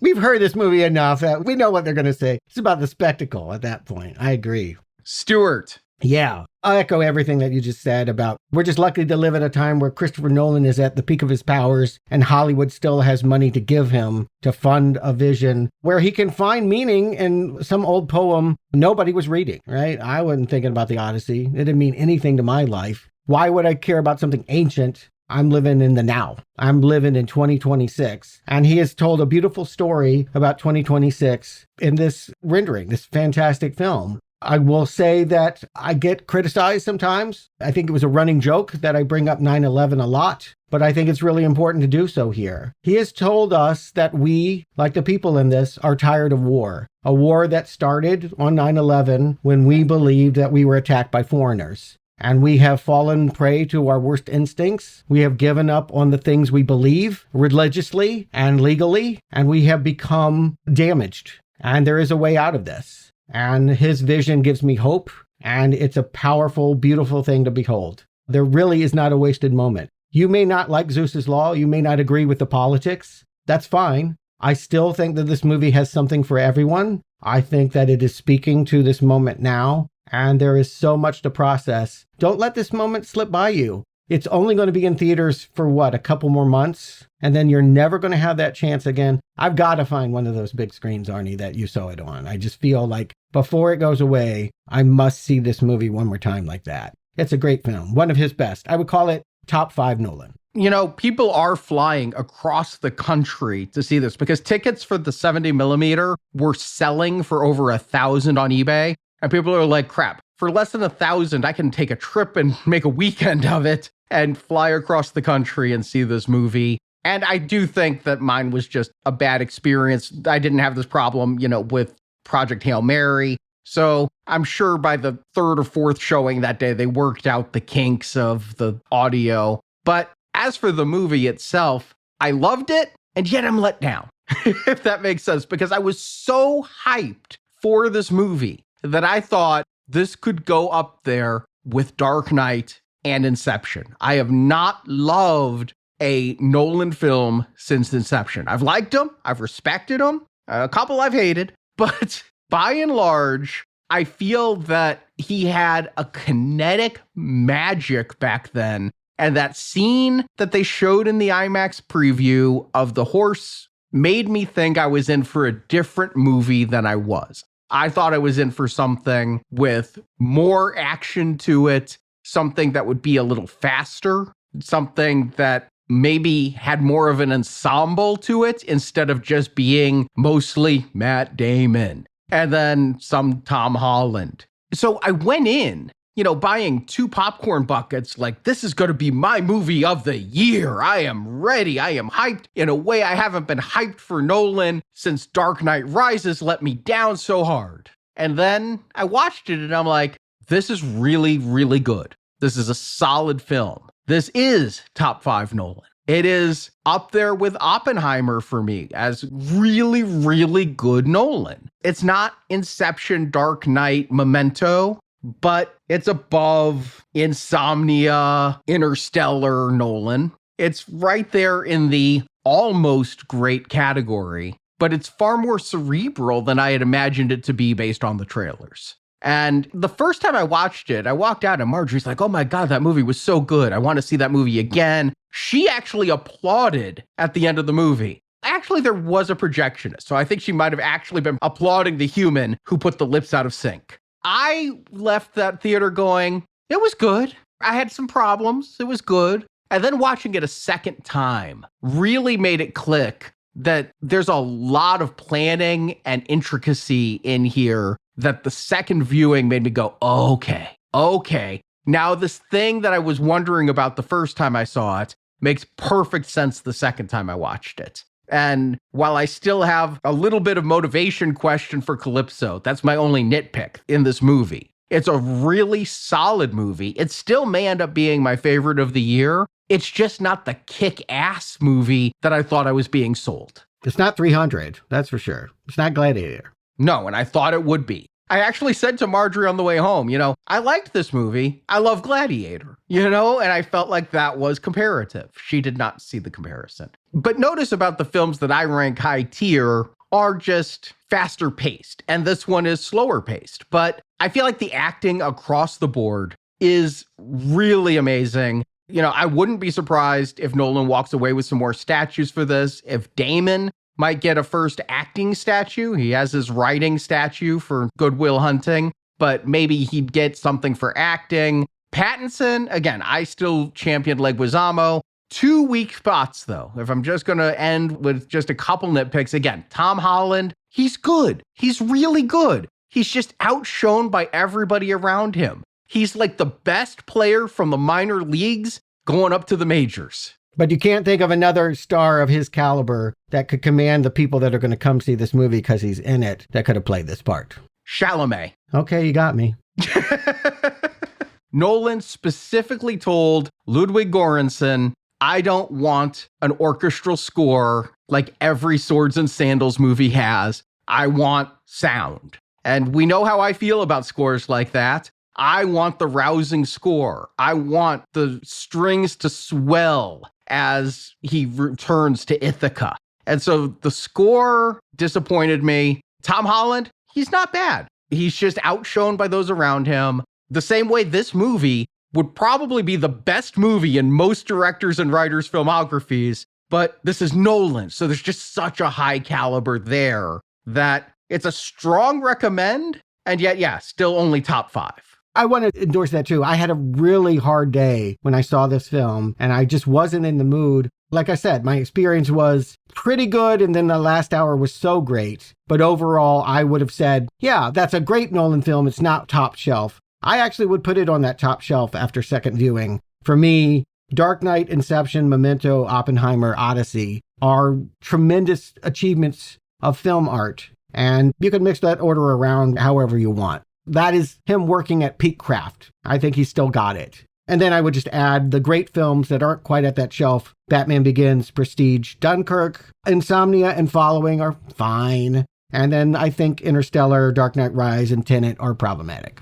I'm pretty close to your assessment on that, Stuart. You know, I think we feel the same way about some of his movies, so no need to relist them. But yeah, I think for me, this one's definitely in the top 5, if not top 3. And Oscar speculation, it's always fun to do. We're early in that game. Who knows what it will feel like in January when people are actually voting and they've seen other things. But obviously it's up for everything, right? Everyone has a shot except Tom Holland. Tom Holland is like Billy Zane in Titanic. It's just not going to happen for you. But everyone else could get nominated. Everything about this movie is so spectacular. The hill I'll die on is it's winning sound mixing. The sound in this movie is extraordinary, and it's extraordinarily loud. And I could understand the dialogue. I honestly was worried coming in. Would this be another Nolan muffle fest? No, quite the opposite. The dialogue is mostly clear. It's mostly happening when there's not loud sounds, other than a few screams here and there. I do like when he plays with the sound when we are in the audio point of view of his men as he's screaming, hearing the sirens. We don't get to hear the sirens. We get to hear his screams like the men hear through the beeswax. I really did like some of the technical tricks done here. And Justin, you're dead on with all the camera work too. I was endlessly impressed before I knew you needed a fucking bulldozer to move the camera around. Yeah, I think this movie's gonna sweep the Oscars. I mean, who knows who will get what as far as like leads and all that stuff. Tom Cruise for Digger. They've already started the ad campaign for it. It's out there. It's his to lose. Yeah, but I think this has Best Picture written all over it for sure. For technical, probably nothing will touch this. It'll sweep that if nothing else. I gotta say, I was originally kind of ticked because Odyssey, as part of its release, is owning IMAX for the next several weeks. No other film is allowed to be on IMAX as part of this contract, which means Tom Holland and John Bernthal's other movie is not getting an IMAX release. But now I'm like, no matter how good Spider-Man is, see Odyssey on the fucking IMAX screen. Yeah, again, I want to stress this. This window closes sooner and sooner. Your chance to see something spectacular on a big screen is going to go away pretty quick. And you don't want to miss this one. You may not like all of it. You're going to be challenged by it. I know that people are going to feel it's too long, too this, too that. But let yourself experience it. It really is something to invite and share. Again, I took my entire family and we all liked it and we all had a lot to say about it. I'm going to watch it next time on my iPhone on an airplane as Nolan intended. Okay. In vertical format, right?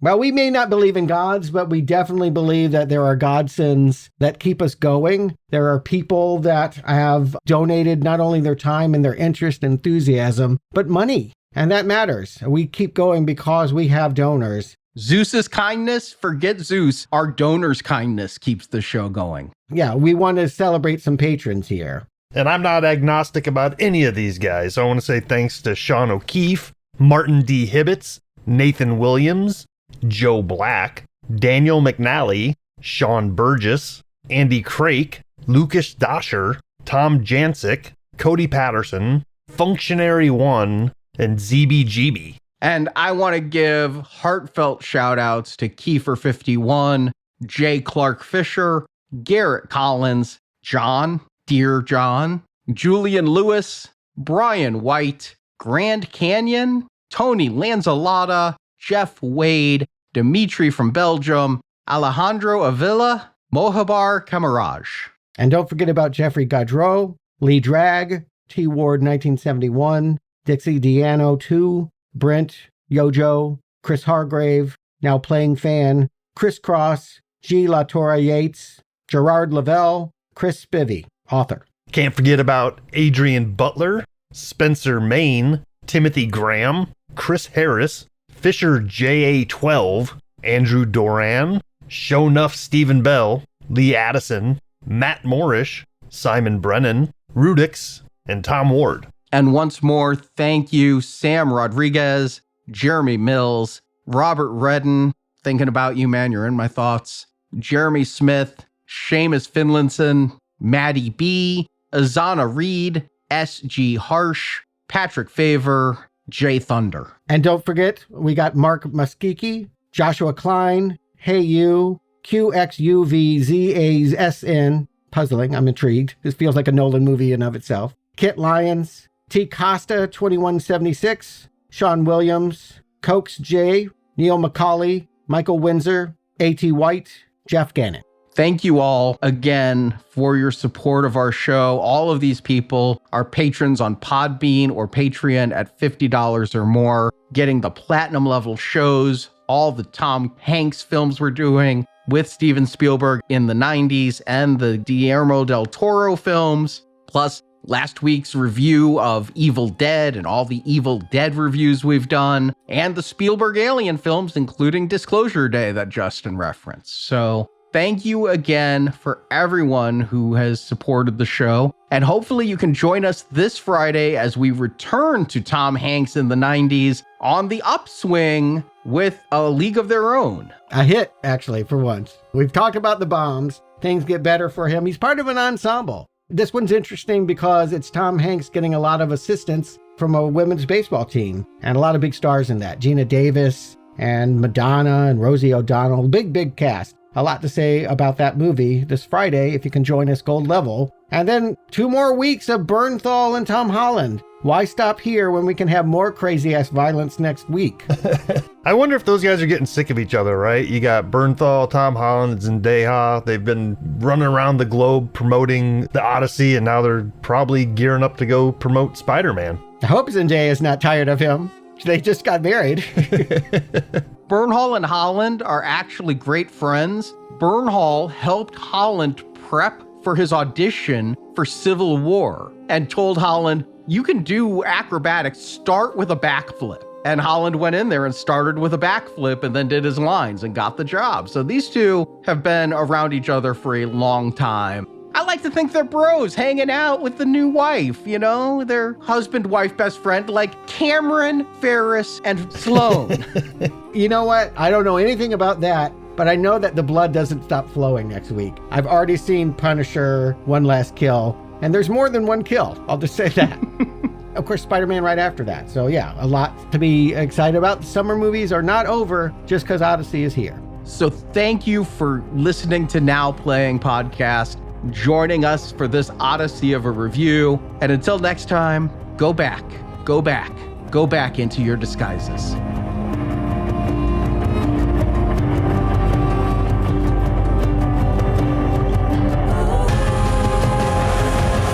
Enough!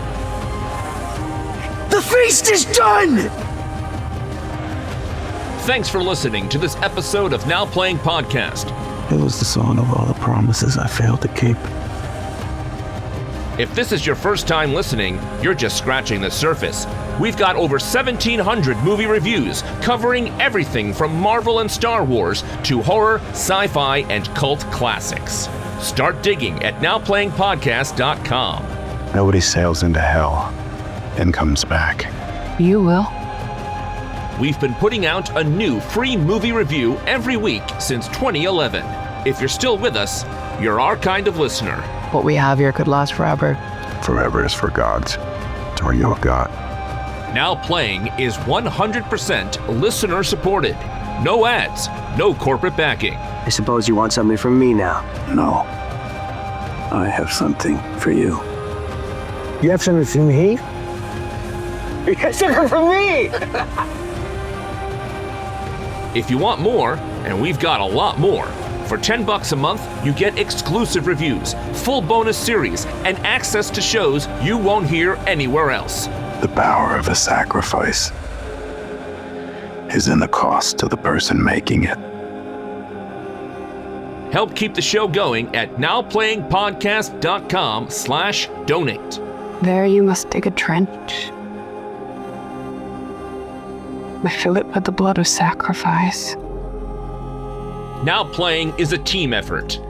Produced by Arnie Carvalho. Your loyalty is one of your finest qualities. You've done your duty year after year after year. Content manager Jason Latham. You'll remember your crew and your family.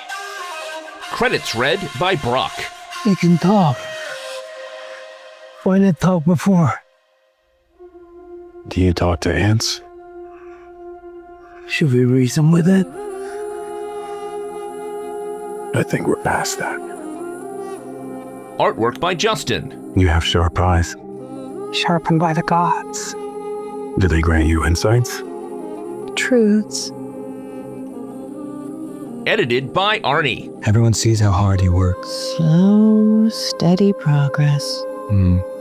Now Playing Podcast is made possible in part thanks to our executive producers, Andrew Doran, Brent, Chris Harris, Garrett Collins, Jeff Gannon, Julian Lewis, Tom Ward, and Tony Lanzalata.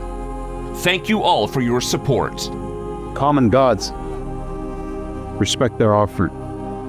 The opinions expressed in this podcast are those of the individual hosts and do not necessarily reflect the views of Venganza Media Incorporated. You lied to everyone. Did you have to lie to me? This podcast is not affiliated with, endorsed by, or approved by any entity associated with the films discussed. Gather the dead. And learn how you go home. You. Not your men. You curse them? Not a curse. A truce. Your men don't want you to defy the gods. The gods say only you make it home. Then I defy the gods. All movie clips and music are the property of their respective copyright holders and are used for review and commentary purposes. No infringement is intended. He died helping us escape. We'll honor him by escaping. Now Playing Podcast is a trademark of Venganza Media Incorporated and may not be used without express written permission. That's not how you honor the dead. That is how you stay alive.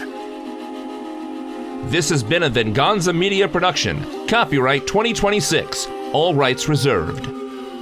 10 years on this fucking beach.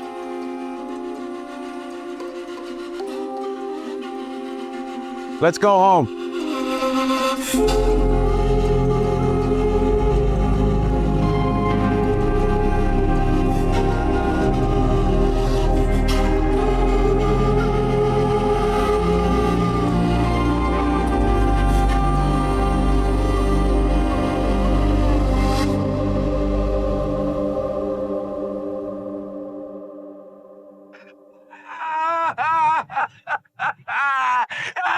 I wanted to read both the Iliad and the Odyssey. I've read them both before. I read them both in high school. You did read them? Because I didn't. I was assigned them, but I did not read them. I read everything I was told to in high school. I don't know about that, Artie. Are you going to swear to that? My memory is.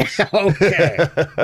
I wrote book reports for you. You wrote one for a book I did read, and I was comparing it to Nightbreed, and you gave me a rewrite of what I had written. I actually wrote book reports for other people for $40 a report, and you didn't rewrite those. So they were getting B's for my work while I was getting A's for your work. He's played God of War. Like, this is what he's born to do. And just as a little aside, I always love this bit of trivia with Ryan Hurst. His dad played Cletus on Dukes of Hazzard. So he's kind of a Nepo baby in Hollywood, if you will.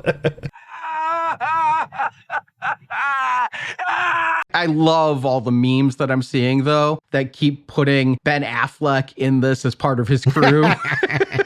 Oh, I'm not going to be a hater, but no to Ben Affleck is my short answer. What was that movie a couple years ago where Affleck and Damon played kind of medieval knights? Oh, it wasn't bad. I like that. Yeah, The Last Duel. Yeah. It was just Damon's beard and that just, I could not take him seriously. Yeah, they're just all these Goodwill Hunting quotes of like Affleck on a boat in a toga going, every day I come by hoping Odysseus won't be there.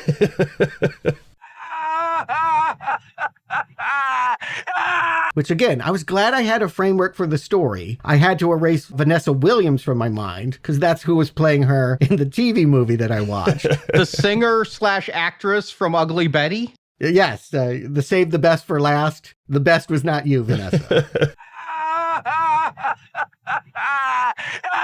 And again, it's just so delightful. At first it's scary because he is 18 years older. It doesn't come as easy. It just, as I've found, the things that I could do 18 years ago are not so easy to do anymore. It pisses me off I still can't beat Contra anymore. I used to beat that on one life. I cannot beat Contra.